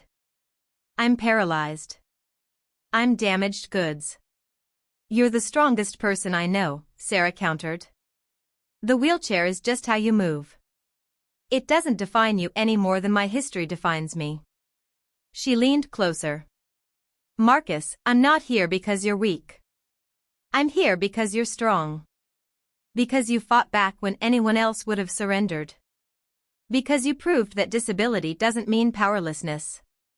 Sarah, Marcus stopped, not sure what he wanted to say. She smiled. You don't have to say anything. Not yet. But when you're ready, when you finally believe this is real, I'll be here. The board meeting went smoothly. The charter amendments passed unanimously. Chen Ventures was officially restructured with new safeguards, new oversight, new protections against the kind of coup Victoria had attempted. After the meeting, Raymond pulled Marcus aside. I'm proud of you. What you've accomplished in the past month, it's extraordinary. I had help, Marcus said, glancing at Sarah across the room. The best leaders always do, Raymond replied. Marcus, I've been thinking about retiring. Spending time with my grandchildren, traveling with my wife. But I wanted to make sure the company was in good hands first. It is, Marcus assured him. I know. Because you found someone worthy to share the burden with. Raymond nodded toward Sarah. Don't let that one go. Partners like that are rarer than unicorn startups. That evening, Marcus returned to his penthouse. The security upgrades remained, but the space felt different now. Not like a fortress, but like a home. Sarah had dinner waiting. She'd cooked, something she did now when they had time. Tonight it was salmon, roasted vegetables, and rice. Simple, healthy, perfect. I've been thinking, Marcus said as they ate. About what you said earlier. About building something. And? Sarah prompted. I want to start a foundation. For people with spinal cord injuries. Help them access the kind of care and resources I had. Make sure they don't have to face recovery alone. Sarah's face lit up. That's perfect. We could use a portion of Chen Ventures' profits, set up grants for medical equipment, therapy, accessibility modifications. We? Marcus asked. Of course we. You think I'm letting you do this alone? Sarah reached across the table, taking his hand. Marcus, whatever we're building here, it's a partnership. In business, on purpose, and maybe in everything else. Marcus squeezed her hand, feeling hope unfurl in his chest. I'd like that. They moved to the balcony after dinner, watching the lights of San Francisco sparkle in the darkness. The Golden Gate Bridge glowed orange in the distance, cars streaming across it like luminous blood cells. It's beautiful, Sarah said. It is, Marcus agreed, but he was looking at her, not the view. Sarah caught his gaze and smiled. We did it, you know. We actually won. We survived, Marcus corrected, but he was smiling too. Same thing, sometimes. Marcus's phone buzzed. He tensed, expecting another threat. But it was just an email from Michelle. The plea deal was finalized. Min Young would serve 25 years in federal prison. Victoria got 12 with the possibility of parole. David got 8. Justice, finally. Marcus showed Sarah the email. She read it, then looked at him seriously. How do you feel? Relieved. Angry. Sad. Triumphant. All of it at once. Marcus set his phone aside. Mostly, I feel grateful. Because 3 months ago, I was alone in this penthouse ready to give up. And you walked through that door and changed everything. You changed everything, Sarah corrected. I just reminded you who you were. Then let me return the favor, Marcus said. Sarah Mitchell, you're not a temp worker anymore. You're not defined by what you gave up for your father. You're brilliant, capable, and essential. Not just to Chen Ventures, but to me. Sarah's eyes glistened. Marcus. I'm not finished, Marcus interrupted gently. I'm in a wheelchair. I'm going to have bad days, pain days, days when I can't do things I used to do easily. But I'm also going to build the foundation we talked about. I'm going to run Chen Ventures into the most successful venture capital firm in Silicon Valley. And if you're willing, I'm going to build a life with you. A life? Sarah's voice was soft. A partnership. A future. Whatever you want to call it. Marcus pulled her closer. I'm done being afraid of trusting people. You've proven yourself 1,000 times over. And I'm tired of pretending this is just business between us. Sarah leaned down, her face inches from his. So what is it? Whatever we want it to be, Marcus replied. She kissed him, and it felt like coming home. Like something that had been broken was finally, imperfectly, healing. When they pulled apart, Sarah rested her forehead against his. We're going to have to navigate this carefully. Office relationships, power dynamics, all that. I know, Marcus said. But I think we can handle it. We've handled everything else. True, Sarah agreed. She straightened, her expression turning playful. So, Mr. Chen. What's our first official act as partners in crime? Partners in recovery, Marcus corrected. And I think our first act should be getting some sleep. We have a company to run tomorrow. And a foundation to start, Sarah added. And a foundation to start, Marcus confirmed. They went inside, leaving the lights of San Francisco twinkling behind them. The future was uncertain, filled with challenges and obstacles Marcus couldn't predict. But for the first time in months, he felt ready to face it. Not because he was healed. His spine would never regenerate, his legs would never walk again. But he'd learned something more valuable than physical recovery. He'd learned that strength wasn't about standing alone. It was about knowing who to trust, who to stand with, who to build with. And he'd found that person. As Marcus prepared for bed, his phone buzzed one last time. A message from Raymond. Saw the news about the plea deals. Justice served. Proud of you, Marcus. Your parents would be too. Rest well. Tomorrow we will build the future. Marcus smiled, then typed a response. Thank you, old friend. For everything. See you in the morning. He set the phone aside and looked at Sarah, who was reading in the chair by his bed, her presence comfortable and natural. Sarah? Marcus said. Yes? Thank you for not leaving. She looked up, her expression soft. Thank you for not giving up. I almost did, Marcus admitted. That first day, when I couldn't reach my medication. I was ready to just stop. I know, Sarah said. But you didn't. You fought. And you won. We won, Marcus corrected. Sarah closed her book and stood, moving to his bedside. She kissed his forehead gently. Yes. We won. Now get some rest, partner. We have a lot of work to do. Starting a foundation, running a company, navigating whatever this is between us, Marcus listed. Sounds like an adventure, Sarah said. It does, Marcus agreed. As he drifted off to sleep, Marcus thought about the journey from that first morning when he'd been alone and broken to this moment, surrounded by people who chose to stand with him. The attack on Highway 101 had taken his ability to walk. Victoria's betrayal had nearly destroyed his company. Min Young's vendetta had threatened his life. But he'd survived.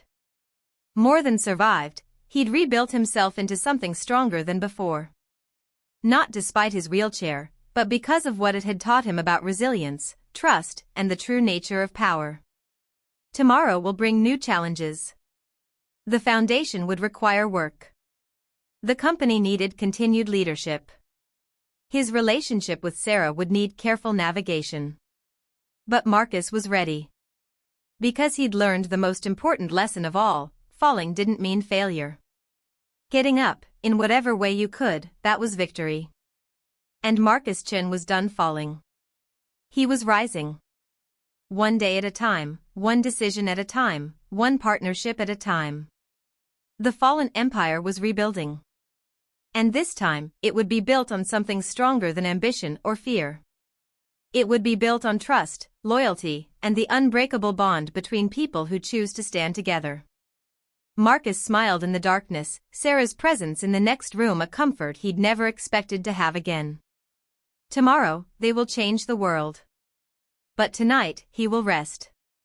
And for the first time in 3 months, Marcus Chen slept peacefully, knowing he wasn't alone anymore. He never would be again. The end. Thank you for watching this story of resilience, betrayal, and redemption. If you enjoyed Marcus and Sarah's journey from despair to triumph, please like this video, leave a comment sharing your thoughts, and subscribe to our channel for more powerful stories about overcoming impossible odds. Your support helps us create more content that inspires and entertains. What did you think of Marcus's transformation? Let us know in the comments below. Until next time, remember, falling is not failure. Giving up is.